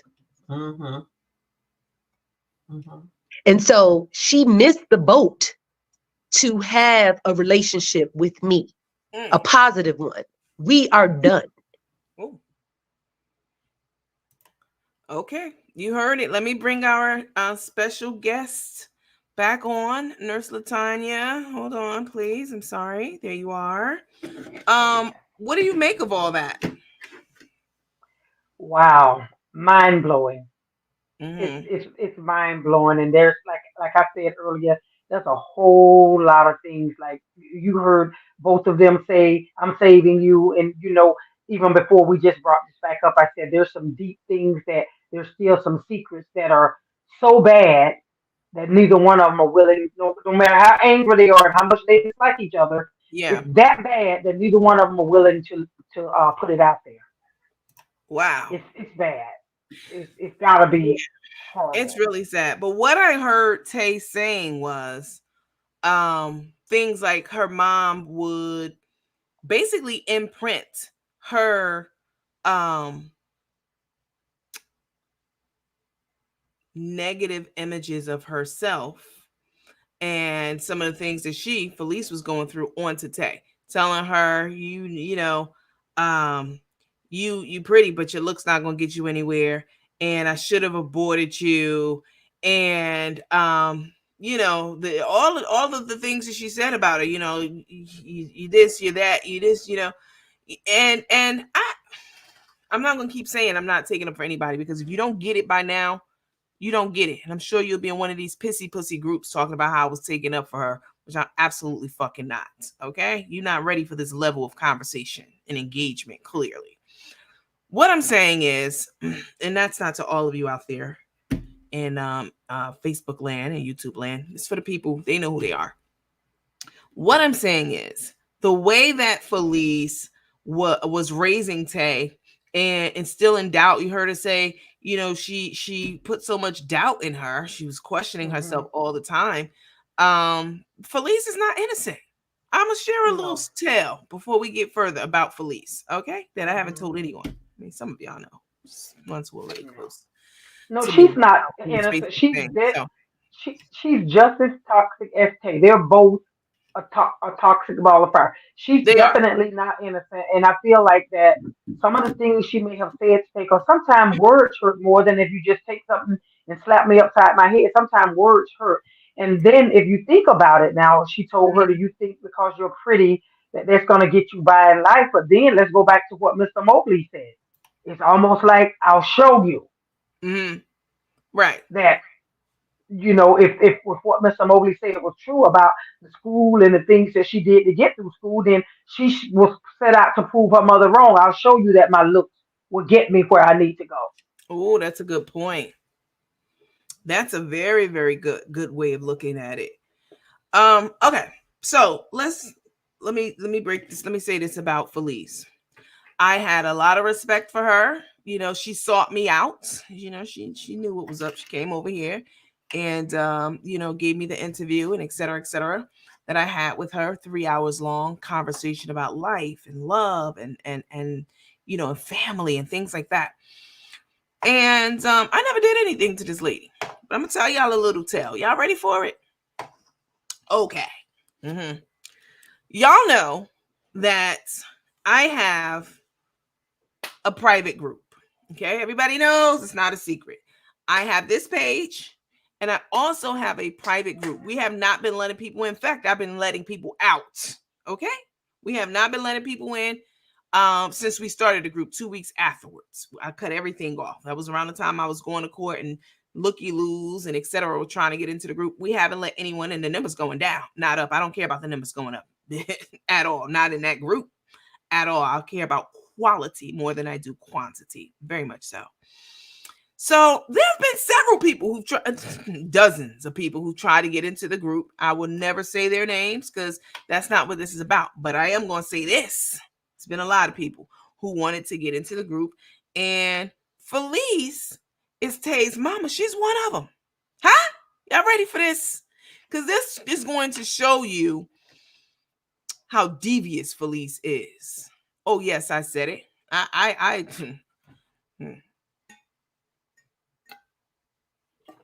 This made me look at her in a different way.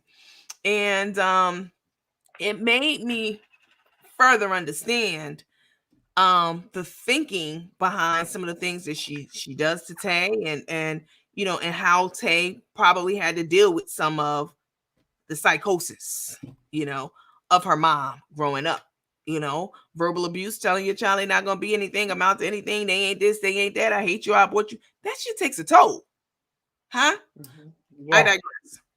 The mama, Felice, tried to get into our group 3 times. 3 times. Okay? 3. And each time and I never came and told y'all this. I never came and told y'all that, but I'm going to tell y'all this for a reason today because this is what she did. She tried to get into the private group. She sent a request 3 separate times. Okay. Each time, one time, somebody else told her no. I don't know who it was, one of the admins or whatever. And then the last 2 times, I hit the decline button. She's an influencer. I don't need to give a reason why I didn't let her in, but I'm going to tell you some of the reasons why. I don't let influencers into the group. I told y'all this. We saw this before with, that broad over there. I didn't let her and a lapdog in and they got mad and it's been, up and stuck for them ever since, but it was nothing personal. This is what people need to understand. But you can't get that through to people's mind because they like a fucking dog with a bone. Once they get something in their mind, they don't listen to rational reason. It was nothing personal with them or her. Huh? She tried to get in 3 times. That 3rd time, I hit that decline and I hit the block. Because what happens is when you block someone's request or someone applies to be in your private space and you hit block, they can't even see the group anymore. Did y'all know that? Probably not. They can't even see the group to request again. I'm like, damn, you done requested 3 times in my mind. I didn't say this to her. I didn't even come to y'all with it because I wasn't even being messy. Huh? I'm like, damn, you don't apply. You want to get in this group so bad that's designed to kick the shit out of your daughter. In my mind, why do you want to be in here so damn bad? You can't hate her that much. You know what I'm saying? No matter what she said or did, this still your child. You can't fucking hate her that much that you want to be in a group that's designed to talk shit about her. Huh? That was off-putting to me. I'm not going to hold you. All right? That and the fact that she kept trying after we kept saying no. So, boom, I hit that decline and I hit the block on her too. Right? She couldn't find it anymore. This is what she did in retaliation. So when Tay talks about how malicious her mom is, what she just said, I believe that shit. How retaliatory she is. She didn't say that, but that's what she meant. I believe that shit. This is what Tay's mom did. I blocked Tay's mom the last time I blocked her. Let me pull it up. Hold on. It was on because I went into the history today. Like, let me go into the system and see the last time I blocked this lady because she doing a lot. Hold on.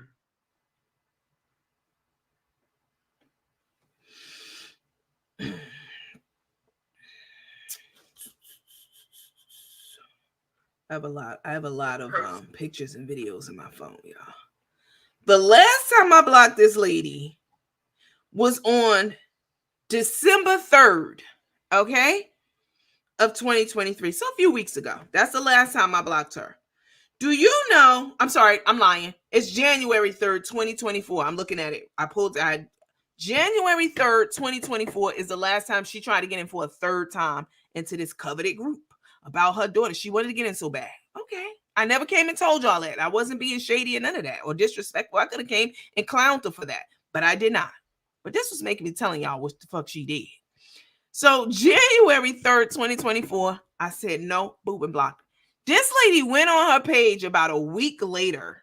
I don't know if y'all missed this or not.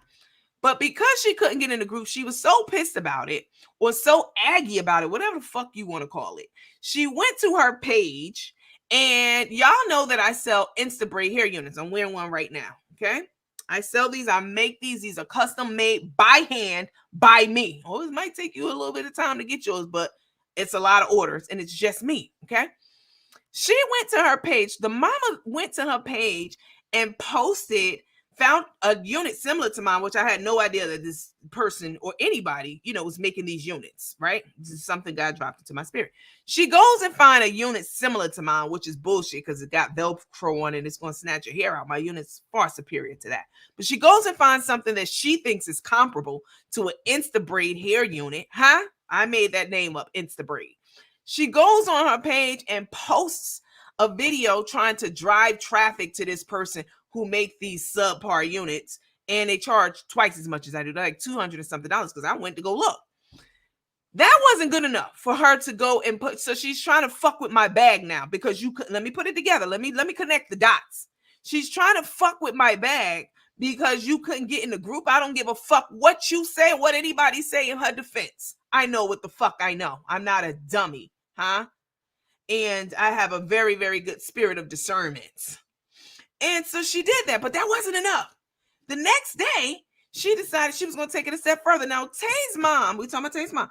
Tay's mom is a designer, I'm going to give her little flowers. She can create a coat from scratch, boots, shoes, custom. She does all that. She works with like different plays and playhouses and stuff like that. She's a designer. So it's nothing for her to create almost anything. She's very creative. I'm not going to hold. I'm being objective here. I'm going to tell you the good, bad, and the motherfucking ugly. Mm-hmm. So she can make one of these units. It's nothing for her to make one. She's a creator and a designer. It wasn't enough for her to post a picture and a video and a link to somebody making something similar to what I make, huh? Because she couldn't get in my group. She went back the next day and said, I can't believe y'all be out here spending money for XYZ. These things are so easy to make. Step one, okay? Because she's a designer, she's a creator. She can make one. She can make any fucking thing, really, probably from scratch. Step one, measure the circumference of your head. Step two, go out and buy the hair that you like. Step three, sew the hair onto. She gave people a blow by blow, step by step instruction manual on what she thought was a way to create one of these units. But what you don't understand is people also know how to cook their own motherfucking burgers, but they still go to Burger King, huh? I ain't gonna call them out her name. I ain't gonna do that. They still, because if it was anybody else, I would have interjected a bitch in there, but I ain't gonna do that to her. People can cook, but they still go out to restaurants. They do their hair, but they still go out to da da da. So just because somebody can do something doesn't mean that there isn't a value add and value for a service that someone else is doing to save them time, money, whatever it may be. But she got so mad, y'all, that she couldn't get in the group that third time and that she couldn't even find it anymore, that she took to her page to try to fuck with my bag. Now, that's not maliciousness and spite. If someone being devious, I don't know what the fuck to tell you. That's what she did. Huh? What do you think about that, Latonia? Yeah, that I'm actually, first of all, I'm shocked that she went that far, and that just spells who she is. Like I said, she got issues too, and I can only imagine the problem is she's probably responsible for the person that Tay is, because this doesn't clear Tay, because Tay got issues too, but she got it from her mother, and some of it was genetically passed down, and some of it was what she was, how she was reared. Right. So Yes. a lot of this has affected, and I feel like that the maliciousness she just showed you, she's probably pity patted and did these things throughout Tay's life. Correct. Tay has probably had a hard life, but to me, there's still no excuse to do things to other people to get on top. It doesn't matter, what it takes to get on top. Now, being selfish, it makes Right. her a very selfish person. Right. But she some of it is genetically, and some of it was learned behaviors that she learned from her mother. Yeah. 1,000%. She learned from her mother. And that was the point of me sharing that story with you guys, to highlight the kind of person that, for the underhanded shit that if she did that to me, like, and then she called it, she gonna do a hashtag insta here. Once again, I'm not gonna call her out her name. I see I got too much respect for myself than to call a senior citizen out their name, huh? Unless it's Carmen, that's a little different. I'm gonna call her Pappy, Scrap, whatever. But she did that, knowing what she was doing. And I came up with a name for my hair units. I call them Insta braids. You get braids, slay braids in an instant. That's a slogan that I came up with, and I came up with the name Insta braids. She gonna do hashtag Insta hair, baby. If you don't stop playing in my motherfucking face, huh? Like, and I didn't even see it because I don't follow the ladies page, but a lot of y'all were in my inbox like, oh, guess what she did? Oh, she's trying to, what's happening? What's going on? Why is she doing this on her page? Even y'all in the comments like, why would she do that? I saw she Right, did it, but right. that is shocking. Did not know that. She absolutely 1,000% did that shit because she couldn't get in the group. She got rejected from the group on January 3rd, 2024. Mhm. Here it is, And right here. This and is the then history. You can pull up all that shit. Uh-huh. and then they probably, the reason she was trying so hard to get in the group so she could feed it back to Nikki. Oh, you think so? Yeah, I think they cuddy buddies. I Yeah. think they're cuddy buddies. She still Mama Felice, Mama. She often mentions her, so I think that she probably was trying to get in the group, and then she would be able to feed everything that's going on in the group over there. That's what I think. The reason she was trying Wow. so hard. I don't think it was so much that she wanted to see what everybody had to say about Tatum, because she already knows most people. Everybody in that group wasn't going to have anything good to say about Tay, and she knows that. I think some of that was to be underhanded, because you just never know. Because I think that there is some relationships going on between her and the other. Mm. Now, see, I hadn't thought of that angle because I'm not that kind of person. I don't go behind and try to get information from somebody to tell this and that and do it in a sneaky Mhm. way. And I hadn't even thought about that because that's not even my MO. I come right here on this platform and I say what I want to say, right here, Mhm. huh? And I give Mhm. people the opportunity to do that too. We're gonna open the floor up to people to come on here and give their opinion about different things. If one of the admins in here, if you could please link, post a link, that'd be really helpful. The StreamYard link. But I share that to let y'all know that Felice is not innocent, and this is kind of the kind of stuff that Tay is talking about when she talks about in that video that we just saw her mama being Mhm. malicious. Yeah. If Tay had to deal with this shit growing up and doing underhanded stuff, sneaky stuff, passive aggressive shit, I understand why she is like she is. I Yeah. understand it. This is the product of she became a product of her environment. 100%. And we all are. Yeah. We all Mhm. are. That whole Right. nature Right. versus nurture thing. We all Mhm. are inherently um, you know, a combination of things Mhm. and places and experiences and etc. Yeah. That we grow up around, nature versus nurture. And And so at some and Tay is point, no different than that. So yeah.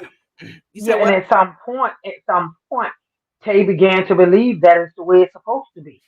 So that's life. That's just the way life is. This is what you do to people. This is what you do to get what you want. So she started to do the same thing, and that's why that pattern of what the ex-husband said, the manipulations and doing whatever to get what she wanted, and Right. basically draining somebody. All of that is a product of what she saw coming up herself.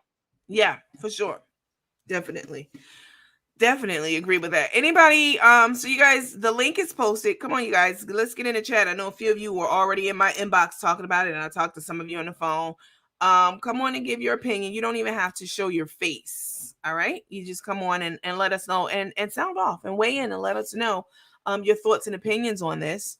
Because I'm certainly interested in hearing it. Hi, Miss Jordan. Yeah, you guys send up hearts, please. I know this is, a captivating subject. It really is because all of us have some level of dysfunction in our family. Hmm. It could be people with their kids, or you, or people with their moms, their dads, their siblings, their extended family, like cousins and aunts and uncles. Hmm. You may not speak to some people for various reasons. Um, and so we're impacted by that, as we're growing up and, as we become adults. But we generally don't let those things overshadow the Hmm. good in us and who we are and what we know to be right and good and decent, and as we as it relates to treating other people, and Hmm. interacting with other people and all that stuff. So So, um so, Nandy, while we're waiting on the next person to come up, I also wanted to say that instead of the so-called life coach dwelling on fighting with people on the internet, she mhm, should be really deeply rooted with trying to get Tay in a safe place because Tay still got a lot of unresolved hurt. She got a lot of unresolved pain. right, So does her mother. They both are hurt. They both are in pain. They both got a lot of stuff going on. So instead of her working on her person, Tay person, she's too busy out here on the internet fighting against any other that she think is an op. That ain't what Tay needs. Tay don't need you to fight for ops. They need you to get inside their head and work with her. And if you're not qualified, send her to refer her or recommend her. Go to somebody that's absolutely. qualified. Because I can tell you now, Lena, you're not qualified. Oh, So send her to somebody that's qualified. You say you're a life coach, but you're not. You haven't done anything. I don't see nothing that have elevated Carmen and Tay's life since you've right. been a part of their life. Nothing but dwindled out of, spiraled out of control. Wow. You don't see anything? Nothing. Wow. Nothing.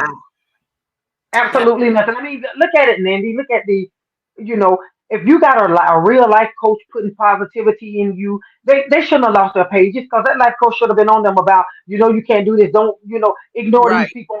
There's no way I would be a life coach and will be encouraging my person to go back and forth with people on the internet because you know what? You can't fight by yourself. If they totally ignore people, eventually people may talk, but after a while, it's gonna die down. But see, they get fuel when they come back at it.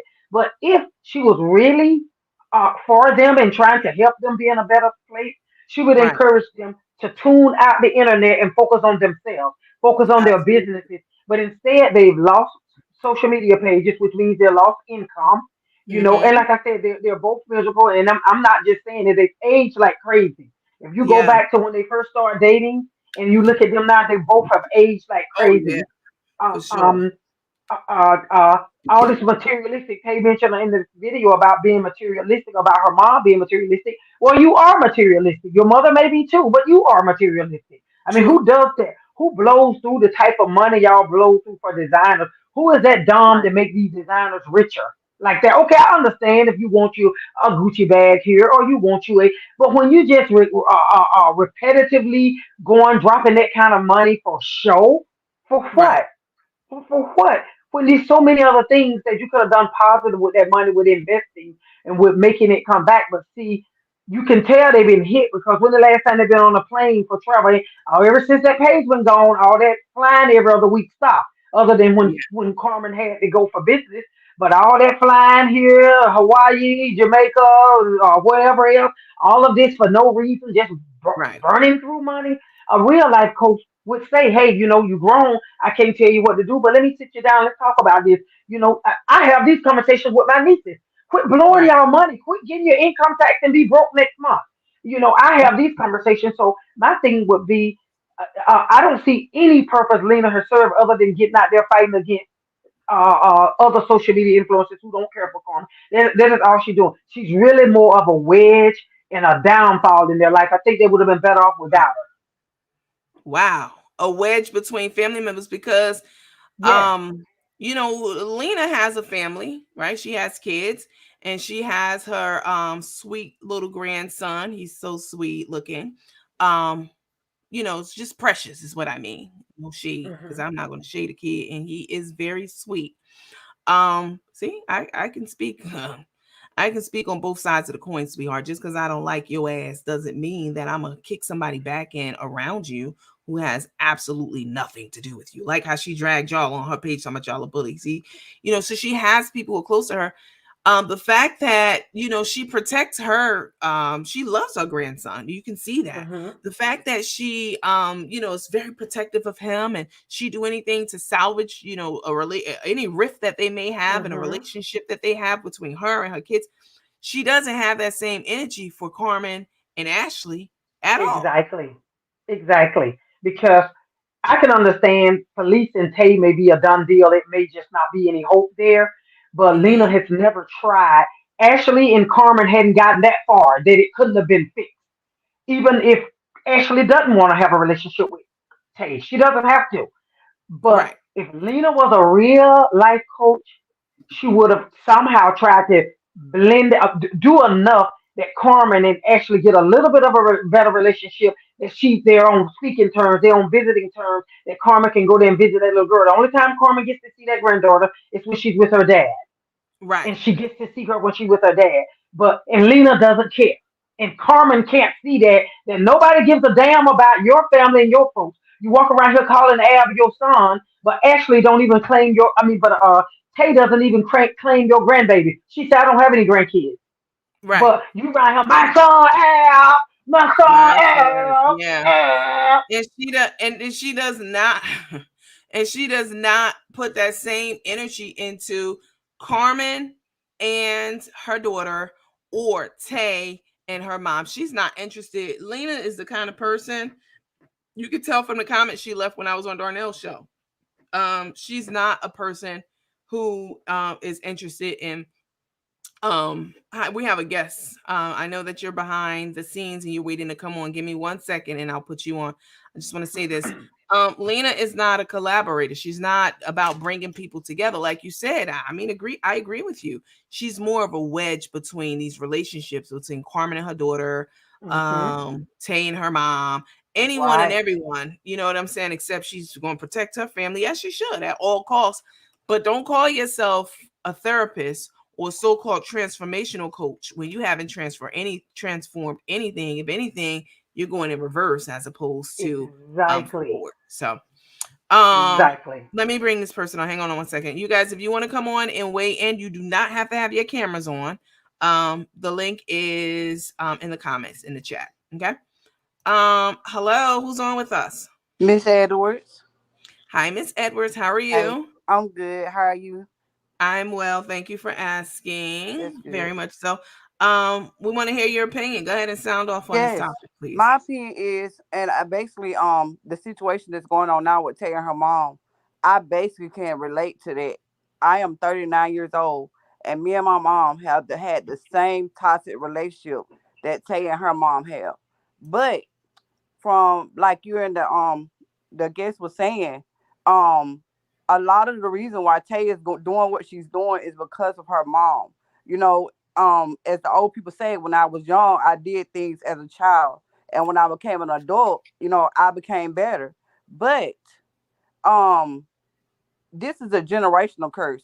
If they don't break it, the relationship that Avion and Tay have going on is because of the relationship that Felice and Tay have going on.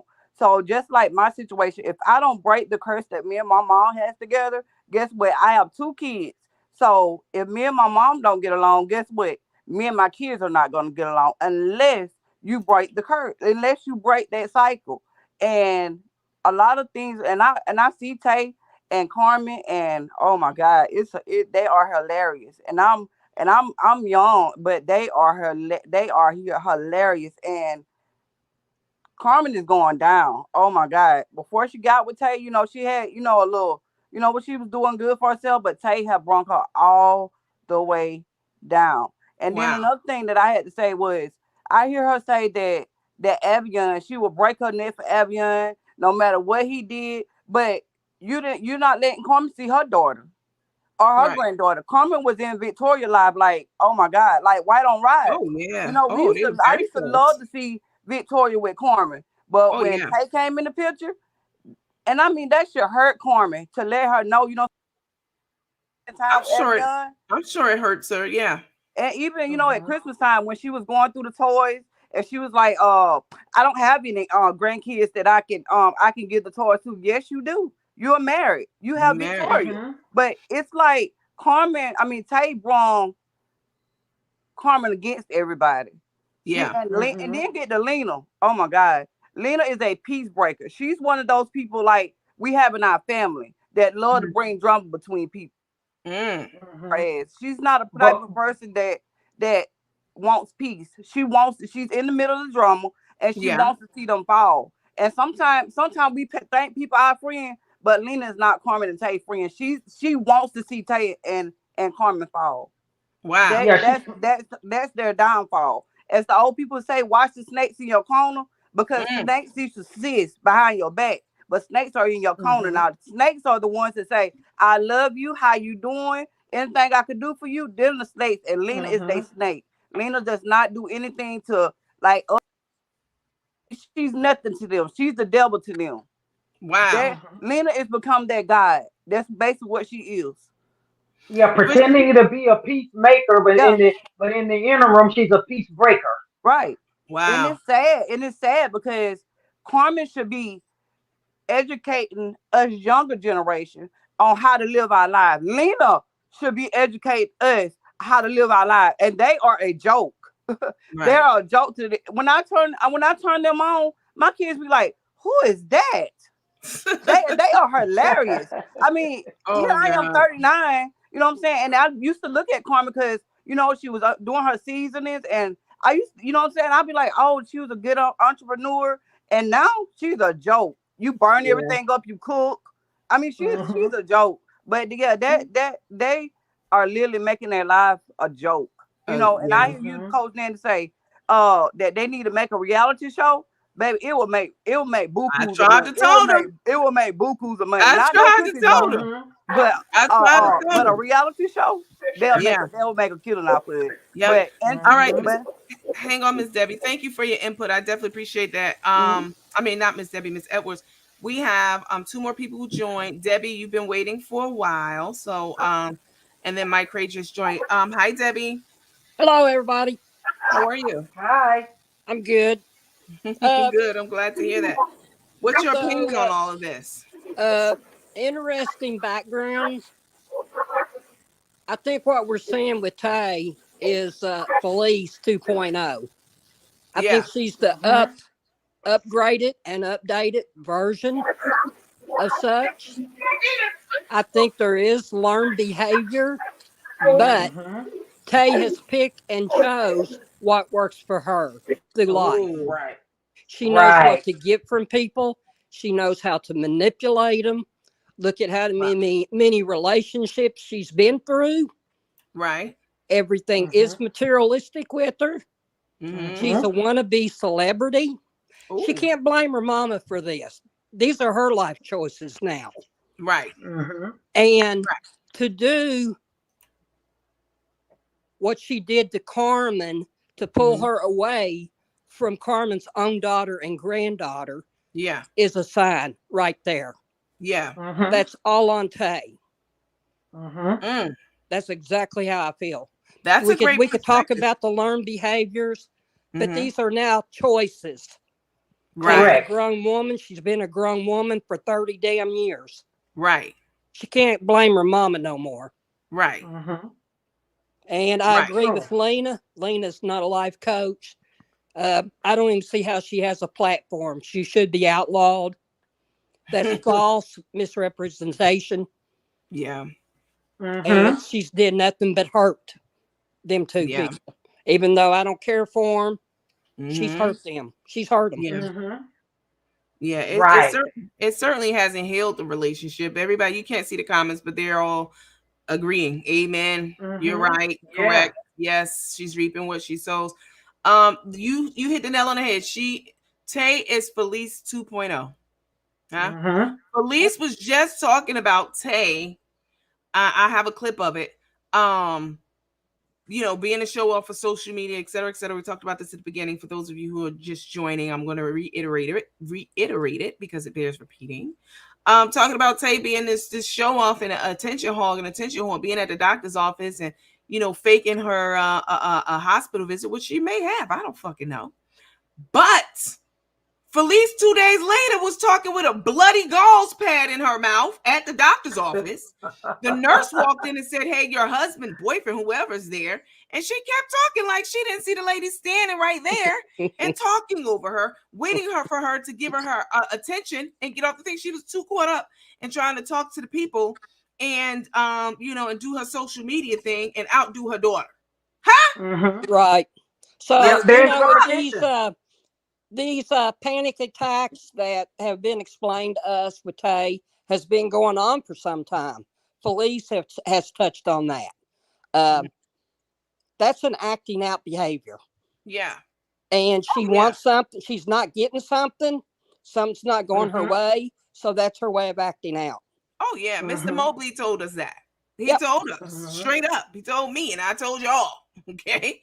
Yep. He Mhm. said that she Baker act herself because he said that he was going to be leaving her and he wanted to be divorced from her. And he left the house and she called 911 and said, "Get over here, stat. Mm-hmm. Mhm. I ain't gonna be able to do it." Life, that is. I ain't gonna be able to do it. Get over here, stat. The nigga's going and he ain't coming back. That shit rhymes. Get over here, stat. The nigga's going and he ain't coming back. And we know that she'll do this. We heard about it when, she did it with Carmen. So we know this. And unfortunately, Tay, when you do things like that and we hear about these things, it does nothing for your credibility. It's like the boy who cried wolf. Maybe you did have a we don't know what happened with her in the hospital the other day because she never said, Mhm. which is another Right. problem. You can't be a Mhm. social media influencer and put something online. Huh? I didn't put my court Mhm. shit online. Y'all went to go find that out. Yep. Um, That was a show. She wanted to show us Yeah. something. yes, There was she a put it reason online, behind it. You but you don't don't go want to live tell us from Exactly. a what the reason hospital is, bed. huh? You don't do Yeah. that. Yeah, You know what? I believe whatever it was, it warranted an admission because these insurance companies, I work for an insurance company. So we mm-hmm. don't play them kind of games. You ain't going up in there. We're not paying for you to go up in there Right. playing games. I believe it warranted an admission, but I believe they made it more serious than what it was. They blowed it way out of proportion because Well, they you made got to it think. sound Hey, like, now oh my look at God, she's this. dying. She has had nursing education, so she knows all the signs and symptoms and Oh yeah, everything to do. she's a nurse. Let's call it what it is. She ain't had nursing education. She is a nurse. Yep, she Okay, knows Right, but everything she to can. do she to get in is that a nurse. hospital. Yeah, but she can claim those things, but when she's assessed in the ER, when those doctors listen to her, talk to her, listen to her, put vital signs, all those things, you can go there and say what you want to say, but you're gonna get a thorough assessment. And then you know what? You know the company I work for, you're not going to admit her until you reach out to me and call me and say this, that, the other, and then Right. I say yes, we will pay for an admission. Right. This is what I do every day, and Right. I'll say Right. yes, we pay for admission, or I'll say vital signs stable, not on any IV medications. What Yep. is she there for? You know, Right. so that's why I say wherever she was there for it was warranted because it's a thorough. You know, is what I'm talking about. This is what I do every day, and we do Yeah, a thorough check for for hospital sure. admissions. And Yep. even when you're already there, for you to stay the next day, they have to send me your clinical information for Yeah. me to review, for Correct. me to say, hey, it warrants for her to stay another day. Yeah. So so her being there was warranted, but I just feel like they blew it up to make it sound like, oh my Oh, God, oh Carmen was it's pretty serious. Oh morphine every 5 minutes morphine, but she didn't appear to be to me nobody in no type of excruciating pain. One right. minute it was pain, then the next minute she was on live acting like her normal life. So I Right. don't think it was as serious as they made it, but I think Right. whatever it was may have warranted a hospital admission for a few Hospital days. admissions day. Okay. Yeah. Thank you for that perspective. I appreciate that. Mike Ray, are you Yeah. on? Are you on? Oh wait, sorry. I put her on mute because she Mike Ray be having a lot going on, child, in the background. She got kids, dogs, a whole household, child, staff, and everything. Maisha, you on here? Did you just try to clown me just now? No. I'm just giving explanation why I had to put your ass on mute. No, What's I'm getting a lot of feedback, so I can't. I clicked off because I hear a lot of noise. Uh-oh, do you still hear it? Do you still hear it? If you're on your cell phone or have this show on anywhere near around you, that's the reason. Can you hear us? I don't have her on mute, so I'm not sure what happened. She'll patch back in. I have a question for you, Latonia. Being a nurse, a psych nurse for 25 years, okay, and Mhm. working in other capacities within the nursing space.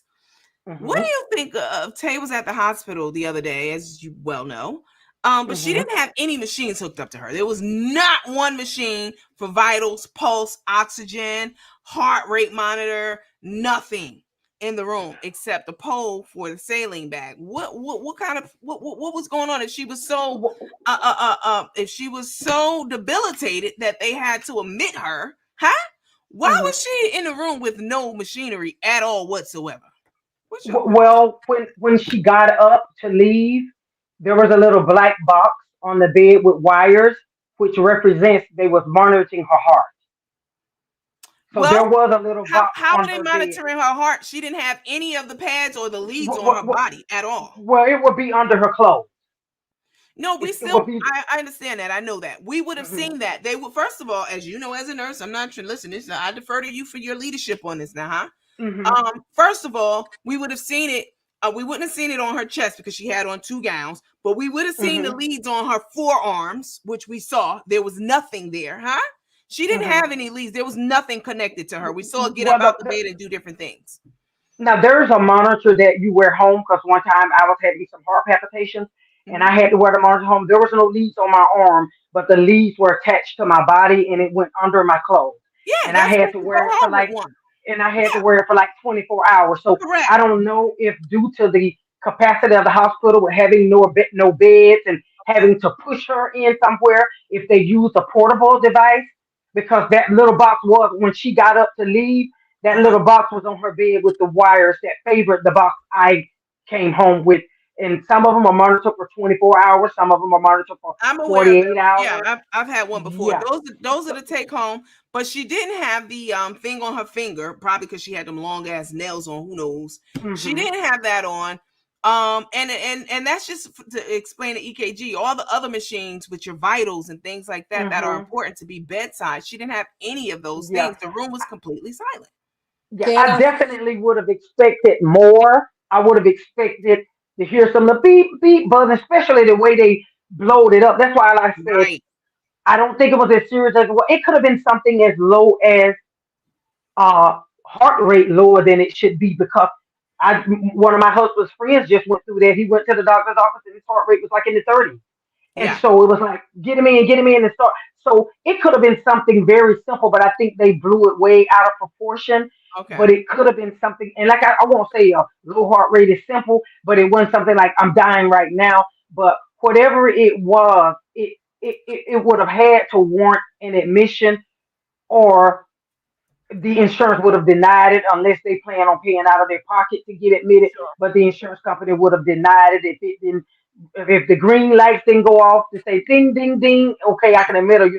We have criteria that we have to go by to determine. And so if the green light didn't go off, then then it definitely uh they're gonna deny her. They're gonna turn her around if there's nothing to warrant her staying. So I Sure. just feel like they blew it up. She had something going on, but I don't think it was as serious as Yeah. we thought, to have all the bells and whistles that we would have expected to hear from the way they made it sound like almost she Right. was near her deathbed and all this. I gotta have three more surgeries. I think all that's lies. I don't Right. think she's gotta have no type of surgery. I think I all of that was just fabricated. It's what think I feel. so. I could be wrong, but I think that was fabricated. It was two surgeries. Karma happening. Maybe three. I hope it ain't three. And I just thought, shut up. Yeah, Carmen, the last one with all them clots. Did y'all hear Carmen say that? Yeah, I heard the clutch. I haven't done the voice in a while, yo. Yeah, I had the clots, blood clots, and everything. And I came to the hospital, and I just love being at the hospital. I love it. I mean, they cook better than me. In my mind, is they cook better than me. They season their food with McCormick, Laura. They cook better than me. They do easy 3, 1, 2, 3 cooking, but it's better than mine. And I like being here.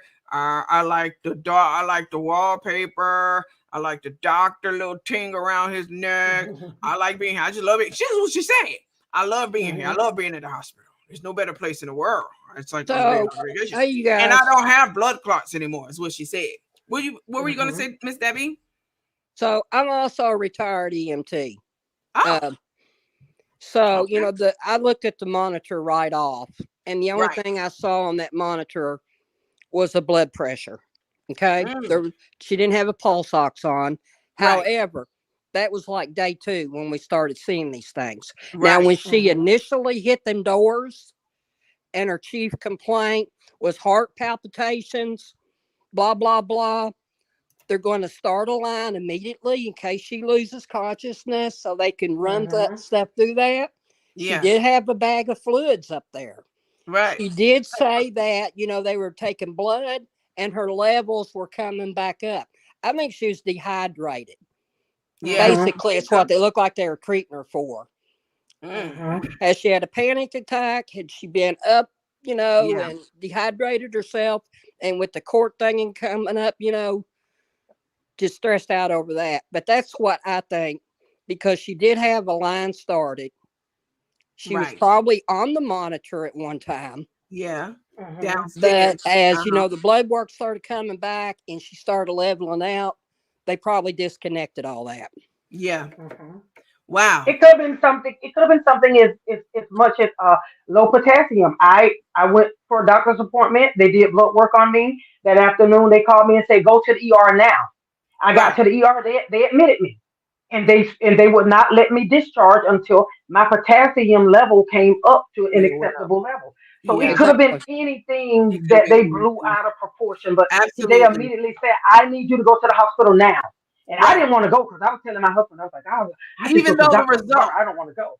in car Right. They had got, And it in could have been Tay's high sodium. it could have been high sodium. In Tay's case, she said her doctor sent it to the hospital because of test results that was 2 weeks old. I mean, if it's that urgent that you need to go to the ER, they're not gonna wait 2 weeks to Yeah. send no, you to they're the. not. I don't know what it is. No. See, Tay, this is what happens. Let me, because I know you're watching. This is what happens when you don't. You put this out there, so don't be like, "Oh, Right. Nandy, you don't be talking about your personal life." I don't put that shit out there, but you went live making skits from the hospital and you didn't tell us what the issue was. And because you didn't do that, it's left up to our own interpretation. And the only thing that we can go by is your previous things that you've done previously, your history. That's the only thing we can go by. And so that's what we're going by. Your judgment is only as good as your information. Huh? Let me say that again for those of you in the back. Your judgment on anything in life, it could be any person, any situation, anything. Your judgment on something or someone is only as good as your information that you have on that situation, person, etc.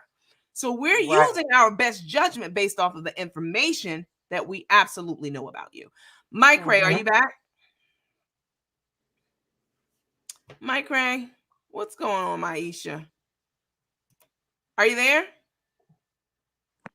Can't unmute your guests because they chose to mute themselves. Maybe she's on mute. Maisha, you're on mute, darling. It's your time to be on mute now. Can you hear us? Maisha. I'll let her figure it out. She might be dealing with the kids right now. Let's see. Anyone else want to come on? Tana, anyone? I'll post the link back in the chat. She probably was there to get a new prescription for pain relief, drugs, Percocets. Somebody else said that further up. I will tell you, have you ever seen someone on morphine sitting upright talking and making TikTok videos? No, we talked about that the other day, about how someone with zero drugs in their system getting morphine. We talked about that. I just released the video on that where we talked about it extensively. Talked about it twice, but I released it on YouTube earlier today. Someone who doesn't have any drugs in their system, narcotics or anything like that, if you are given a morphine drip, like intravenously, you correct me if I'm wrong, Latonia and Miss Debbie, if you're given morphine intravenously and you don't have anything in your system, you don't have a tolerance built up, you morphine gonna put you on your ass. You're not gonna be up, coherent, lucid, etc. What do you two think? And especially getting it IV, especially if it's coming IV, it definitely should have had some type of effect to her norm. Right. And so that's why I say I don't know if I believe the morphine situation. And even if you went to the doctor for labs, but you didn't go to the doctor for pain, how did lab work turn into pain? Right. Exactly. And if you drew labs 2 weeks ago, it doesn't take any lab 2 weeks to get results. And anything critical, they're gonna call it in stat. If it's standard labs and your levels a little off, then they're gonna do the standard process of getting those labs over to the doctor's office. Right. But if there's anything that's critically high or critically low, then they're gonna immediately contact the doctor. Like in my situation, the lab immediately contacted my doctor's office, and my doctor's office called me. You need to get to the ER now. So they're not gonna wait 2 weeks. So I don't know if she painted these pictures to throw everybody off to know what's really going on with her, but those two are not fitting. That you had labs 2 whole weeks and they sat on it for 2 weeks, and then when you go in and the doctor looks at it and go, "Oh, you gotta go to the hospital." Well, doc, you didn't get those results before she got there, so no, that part is not adding up. Okay. Right. Absolutely. And, And you know, again, people have been through this process, so we know what that is like, going to the doctor, getting tests, and blah blah blah, and the doctor calling saying, "Come in here," or "Do this, do that." So all that, you're correct. That 2 weeks, that's not lining up. Yeah, that's not No. lining up. So you know, with her being given morphine, if you're given morphine for pain, for an injury, Right. so what is it that's wrong with you, and we're giving you morphine? We got to fix that. If you're in the ER and we're giving you morphine, do we need to take you to OR and fix this? Right. You know, so I think there's a lot of add on to their story to hide the truth. And unfortunately, like what because made the she's not pain- being transparent about it again, because of that, we are left to speculation, you know? We can only And like speculate.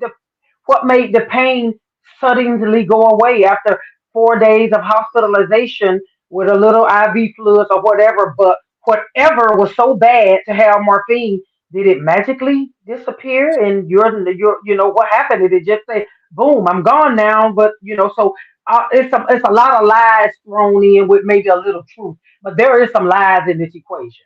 Right. Somewhere along the line. Well, Mm-hmm. Tay, when you leave it out there to be interpreted and inferred and implied, we're gonna do that. That's human nature. You put it out there once again. We didn't. This is you went live from the hospital, clown and doing skits and talking about how they admitted you because it was so urgent and that you were on morphine, and nothing you were doing and saying was indicative of the fact that you were under the influence, as you said, under sedation, Hey, under the influence of narcotics, or that you were in intolerable pain. They're not going to just give you morphine in the hospital unless you are in excruciating pain. I don't know that I mhm. believe that she was on morphine because Carmen kept pushing that agenda 2 or 3 times, and I don't know that I believe that. And And there would and have don't to. forget bringing the props to the hospital, the blanket, the AKA blanket. That's a prop. Mm-hmm. Yes, exactly. Exactly. And then there would have to be a finding that warrants morphine because they Yeah. would have started you off with a little pill. They'd have Right. started you off with a Percocet, you know. Or tramadol or something like that. Yeah, right. So if Right. it had to be something that warranted morphine, and if it's something that warranted morphine, I can't see it going away in 4 days because you stayed in the hospital and you and your labs came up now, and then now suddenly all my pain is gone. It had to be something that warranted that level of a narcotic. Yeah. Absolutely. Well, that's true. And wait, let me read this comment right quick. So cardiac RN here. Only time I've had a patient um with a morphine drip was in hospice. We don't just hand out morphine. That's exactly right. Right, Yep. Definitely. They would have right. gave her, somebody said narco or tramadol. They will start you off with the lowest. Hmm. But maybe what have happened is, I again say we don't know. So we're going to have these conversations because you didn't tell us. And so now we have to speculate. And if you don't like it, then you should come out and let people know if you had ovarian cancer, what kind of surgery was done, when they removed them, blah, blah, blah. You invite these Hmm. topics and these conversations, but then you just leave people hanging. So this is what happens. So Hmm. with the, what's I going to say? Tay being a nurse, she could possibly use her influence. She's a nurse. So she probably said to them, listen, I'm a nurse and, I'm in excruciating pain and blah, blah, blah, whatever she told them. Hmm. And I'm not saying that it's right because it's wrong. They have to go through the Hmm. steps of, all Yeah, that kind of stuff before they right. hand They out have to something do like the morphine. assessment. She could have used her influence as a nurse to say, listen, I need morphine. I know that's probably not protocol, but give me if she was on morphine. I don't believe she was. I need some morphine. And they would have definitely had all the machines in the room hooked up to her if she was on morphine. I didn't see And any we of that. all know she's good at faking, so she could have faked the pain, but it ain't like that. Like the cardiac nurse just said, it ain't easy to get morphine now. You just because people know doctors. We know that a lot of people are drug seeking. We know Right, there are a lot of people go from one ER to the next, from one doctor to the next to get right, narcotics. So it's right. it's not easy to get morphine, even with her nurse influence. It ain't easy to get morphine. That's why I really don't believe she was getting any morphine. I think that's something her and Yeah, Carmen just threw in for for sure. sympathy, I agree with and that. for attention, and for For sure, attention. because Carmen mentioned Hmm. it 3 times and Tay mentioned it twice. If you're being so secretive about your condition and why you're there, why are you telling us that? That's a You're big thing to there. tell somebody I'm on a Hmm. morphine drip. Why are you sharing that, but not why you're there? That Hmm. just seems suspicious to me. Hmm. Right. Um, let's see. And why? And another thing, Andy, you didn't have to tell us at all that you were there. Right. You don't Yeah. have to go live every day. Why tell us anything at all if you want to feed us little pieces and bits and pieces? And to me, Yes. again, she and her mom both are attention hogs.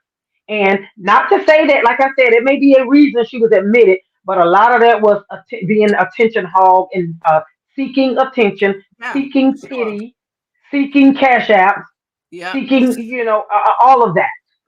Not seeking cash apps because Timothy says she got a case of cash appitis, child, and he's Oh, I something. didn't even know he said that. He and I was thinking just alike. You've been saying that for the last couple of days. What's up, Rochelle said suspicious for sure. We say suspicious, so we know it's suspicious. Well, I'm not sure what the treatment for stage 4 diabetes is, but now that might have been the case. That might have been why they had that drip in there. You know what I'm saying? And that they started the line on her. You know what I'm saying? Because they love sweets now. And I hardly ever see them drink water. If it is, they nursing a little baby bottle of water or something like that. I don't see them getting a sufficient amount of water for to balance out all of the food, the fatty foods and the sweets that they eat. I don't see it. I guess one of my biggest confusions is that we didn't hear of no, I didn't at least. And like I said, I don't watch them every day. Sometimes when I'm doing nothing and ain't got nothing to do, I scroll across to see what they're talking about, but I don't watch them like consistently. But my thing would be there was no word of pain at all until the actual hospital admission. Nothing like a few days, I'm not feeling good. I've been having a pain here, a pain there, nothing. And then suddenly when you're admitted to the hospital, you're in pain enough for morphine. Like these lab works decided that you was going to be in pain. But that was wrong 2 weeks ago. So and you know, good point. But when she says things like, "Oh, Carmen's like, oh, they running all these tests to see how to treat my wife, how to treat what it is," and then when you say things like, they running lab work, they trying to see what's wrong, and we don't know what's wrong, but you telling us you in a lot of pain, like that don't even go together. Like, so it's either you have some type of infection, because that's possible, right? Maybe she had a really bad bladder infection. Agreed. That's very possible. And her labs came back, you know, showing that she had an infection, and she 2 weeks later, maybe it was really bad when she went to the doctor's office, and maybe they gave her something for the pain for that. But that's a normal speculation. But they kept insisting that she has to have 2 or 3 surgeries for whatever it is. So that throws any of that out the window, that it might just be, you know, some type of infection that caused some pain, when you talking about they have to do now 2 or 3 surgeries. And then Nandy, one other thing now with my nursing career, and I guess when I finish, Miss Debbie can weigh in on what she think as a paramedic. I know she's not a nurse, but she's still in the medical field. But what I'm getting at is that I don't recall ever, and I've worked in hospitals, bedside nursing for years as well, and I don't ever recall nobody coming in already designated. You got to have 3 surgeries. Usually, they go in and do a surgery. They may come back and say, "Hey, we need to go back. We didn't get it all, or we didn't do this. We need to go back." But I've never heard nobody say, "You got to have 3 surgeries." None of that makes sense. Well, they couldn't even get it right. 2 or 3. You don't leave the ER with a treatment plan. Right. You're dished out to specialists for that's that. Right. Yeah, that's exactly right. That's exactly right. They're going to refer you out to a specialist who then tells you need however many surgeries. But Tay, it's so many people who watch your page, nurses like Latonia and EMT professionals, retired like Debbie, and then we had cardiac nurses in our comments and things like that.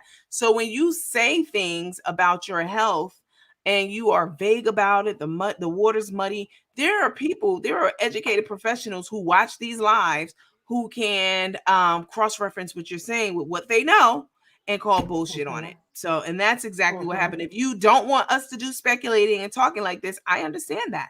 Then you need to be either not show the shit. Why did you go live? Or tell us what's really hood. Because otherwise, and then one other thing too, Nandy, she said that she did say she had a referral to a specialist, but they can't see her to April. If your situation was as diehard as you said it is, then those doctors, I also knew in my nursing career, I worked at a doctor's office for a couple of years, and we have emergency slots for those kind of things. You know, we'll tell you no all day long, but if you got an urgent need, we get you in. If it's something urgent, life or death, or to the fact that, oh, I may have that surgery, I'm just glad she okay. I'm just glad my wife is okay. If it was that bad, right, somebody would have bumped her up and saw her. They would have saw her. They wouldn't tell her, "I know you dying, but we'll see you in April." No. Right, exactly. And then she said she called back. You know, I called back and said, "Look, you got to get me in." and they said, okay, we can do March, March. right? Hmm. Even that, they I wouldn't will do I that will if tell it's you that this. I serious. will tell you this as a healthcare professional on the operational leadership side of things. I will tell Hmm. you this. When you are discharged from a hospital, huh? When you're discharged from a hospital, and you have a serious condition, let's say she said she had to call around, you get preferential appointment treatment if you were released from a hospital within 24 hours if you call to follow up with a specialist. I know this for a fact. Huh? Yeah. Hmm. Not going to tell you, oh, we can't see you to December. If you have an Right. active discharge on your record, they can look in the system and see that you were discharged from a hospital. They have to get you in usually within 24 to 48 hours. That's actually one of the quality measures. If you have to Ex- follow up with ex- a specialist, and they have to allow you the courtesy of an emergency appointment because you have just been discharged from the hospital. Go ahead. Exactly. That's exactly what I was saying. That there's no way that you was discharged with something that emergency that y'all made it sound, and nobody can see you till April. Absolutely not. But they have a duty beyond that. They have a duty. The Hmm. doctor's offices across this country, all right, they have a duty Hmm. to get you in within 24 to 48 hours if you have a hospital discharge on your record. That's follow up care. Hmm. Huh? Right. And you get preferential treatment. So they could be booked up from here to 2 years from now, but they got to get you in definitely. So It I'm not has been situations of discharge so emergency until they make your appointment before you ever leave the hospital. You got an lying. appointment before you ever leave the hospital to Right. go That's see right. that specialist. Right. Right. And that's part of the liability, the Hmm. hospital handing her off to someone else. For sure. Yeah. Definitely. Definitely. Somebody said her problem is courts. Hmm. Oh my goodness. Lots of comments. I appreciate you guys for commenting. I want to make sure that I'm respectful of both of your time, and I'm not just hemming you guys up here beyond what's necessary. I think we covered a lot in this live. I Hmm. think that again, Tay, when you leave out information that you put out there, not shit somebody found and dug up. So don't get in my face. Oh, Nandy, you ain't telling all your shit. Yeah, I didn't put it out there. Yeah, I went and found it. But when you go live filming from a hospital, you want that attention. And people are going to talk about it. It's most especially if you had court and you skipped out of court because of that. Or you planned to go to that hospital to plan to skip out of court, whatever it may be. But lots and lots of comments. And that's right, Nandy. You get an appointment within a week. Yes, it should be Hmm. 24 to 48 hours, but certainly within 7 days. Definitely. Hmm. All right, guys. I got to My get off here. I'll keep listening, but I'm All leaving right, the Miss room. Debbie. Thank you for your input. Much appreciated. Thank y'all. Yes, ma'am. And Mandy, I want to say this too, so I don't forget before we disconnect. I want to say this to the ops and Lena and all these people that's with her posting me and my husband picture. I want to say this to them that since y'all good at going digging and diving, if you're looking for something on me, you're gonna find one thing: a domestic violence where I kick my ex-husband's ass. That's all you're gonna find. So good luck with that one. So good luck with that one, which means that she will throw those hands. She's a nurse. Oh, See, people get it okay. confused. They think because you're professional, you're educated, you have Mhm. experience, you're, da da da, that you cannot flip the switch. And nothing, Mhm. don't y'all see how Phaedra be acting on Housewives? Phaedra's a whole Mhm. attorney. You know what I'm saying? How Yeah. Heavenly be acting, but Mhm. Heavenly is crazy, off of Married to Medicine. You know, educated professionals, we are Mhm. people just like you, and we can definitely get hood. I was born and raised in the hood, as y'all all know. Mhm. So Yep. it's something that you could turn on and turn off. The difference is that you're not all ratchet all the time, and that you do Mhm. know how to reel Right. it back in. Mhm. That's the difference In, between a person in who's just in my Nandy being. in my Nandy voice, I'm classy, but I get in that assy. Yeah, there you go, classy. But I'm gonna get all the way in that assy now. And look, and I was raised with five brothers, so I definitely will hold my own and stand my ground, and I Yep. don't back down, and I'll give you word for word all day long. So come at me if you want to. Just be prepared, because I'm gonna be back in that ass like white on rice. And like I said, go to digging, diving, and you Right. because I know they probably over there now trying to make sure they got my Oh name yeah. spelled correctly Oh so yeah. they can go digging and diving, but you will not find any dirt on me. Clean record Ooh. other than one domestic violence. And that got Oh. expunged. So you probably won't even find that because I had to get that expunged to continue to be a nurse because it Right. started to I was affect gonna my ask about career. And I that. went to see a judge. I went to see a judge who, looked back at my record and saw I had not had any Never other been in trouble. things on the record and, 45 days and a fee, and it was Yeah. expunged off my record. So you won't even be able to find that. Right. Yep. Well, there it is. Y'all can save the legwork and the footwork. Sure, let you know. She had an asshole husband, boyfriend, whatever he was, and he tried to come at her, and she got the upper hand and beat his ass. Okay. Got that So there it is. ass. That's I, it. I That's thought he was. all for I that. thought he was going to. I thought he was going to jail. When the police got there and looked at him, they said, "Ma'am, you on arrest." Ma'am, you're under arrest. Get it together. Oh yes, them some scary ass words right there, baby. But listen, you guys, you all know that I have started a structured show. It's a podcast. You know, I've been talking about my podcast for a year now. We're doing it on YouTube, and we're on 3 nights a week. Every week, 3 nights a week. So if y'all like, damn, where Coach at? I miss her. I miss the content. I miss the interaction with her, the live interaction with the teammates and everyone. We are on Patreon now. It's $20 a month. And this is how you join. It's super, super simple. All right. We're on Wednesday, Fridays, and Saturdays, and one Sunday out of the month. 70 cents a day. It's $20 a month and $1 on YouTube. You have to have them both together in order to watch and enjoy the show. And this is the kind of content that we're coming with, right? It's more than just being angry and mad and pissed at people all the time. There's more to life than that. So I mean, that's fun and that's nice to do once in a while, but this is the kind of content that we're coming with.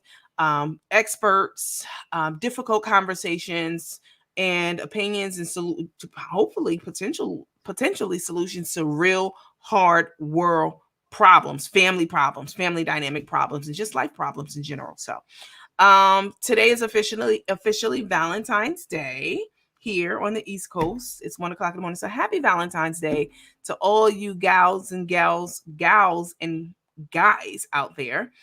They do this Mhm. thing now called Galentine's Day, where you spend Valentine's Day if you're single with your homegirls. They've been doing that for the last, I don't know, 5-10 years or so. It's called Galentine's Day. So whether you're with someone or you're single or you're with someone and you can't stand their guts, please y'all stop feeling sorry for people who are single on holidays. Huh? Some of y'all together and hate each other's guts or don't trust each other or had True. infidelity issues or you know what I'm saying? Just don't like each other's character or personality.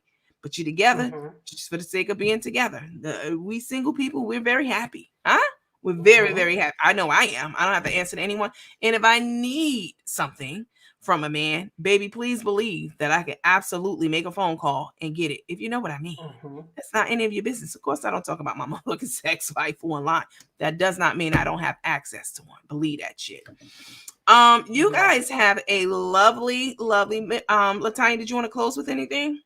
Yeah, I was just gonna tell you that my husband and I we are happily married and we love it on each other every day, and we don't go out on Valentine's Day spending $200 and $300 just because it's Valentine's Day. We don't throw that money stay in our account. We don't throw blow money to show off on social media or to call up a girlfriend to say, "Oh, I got this, I got that." We don't go through all extra extremes for Valentine's Day and that kind of thing. And if it's something I want or I need and he knows I wanted it or something, then he may just make it a Valentine's Day gift. We Sure. don't decide that we're just gonna go spend a truckload of money just because it's a Hmm. Valentine's Day. We're not gonna keep making other people rich just because it's Right. Valentine's Day when we could keep that money in our own account for our own needs. Absolutely. Yeah, I mean, if you love each other truly and you like each other, forget love. If you like each Mhm. other, I mean, Valentine's Day is just another day because you show your acts of love, whatever your love language is, throughout the Right. year. So, Yeah, to every all the day, people who go every every day, day. every single day. And there's times, Lindy, that my husband will go to Walmart for groceries, and he may just grab me flowers just because. So I get Right, flowers all the time. So it ain't like oh, it's Valentine's Day, go out and buy another rose. I get flowers in the middle of the day for nothing. And sometimes he'll come in the door, and I'll just ask just because, and I'll say, "Well, what are these for?" And then he'll right, say, "For being a good wife," and then we'll just laugh it off. But he often bring me flowers for no reason. So we right. don't get caught up in it. And even at Christmas time, we'll get each other Uh-huh. gifts. It's like I said, my husband had been wanting a kayak. So I heard him mention it a couple times. So I did surprise him with that. Like for Christmas, he got a kayak. But had he not been asking for that, we wasn't gonna exchange Christmas gifts because if it ain't nothing we need, we got more than we could ever want. So why go spend money just because and then dump it in the closet or sit? We get things that we need. We don't go out and just buy something to be able to label. I got Right, this for Christmas. We stopped that right, probably about a good 5 years into our marriage. We decided that it didn't make sense. right. As it should be. Absolutely, as it should be. All right, you guys. Latonia, thank you so much for lending your expertise to this conversation today. I truly appreciate you.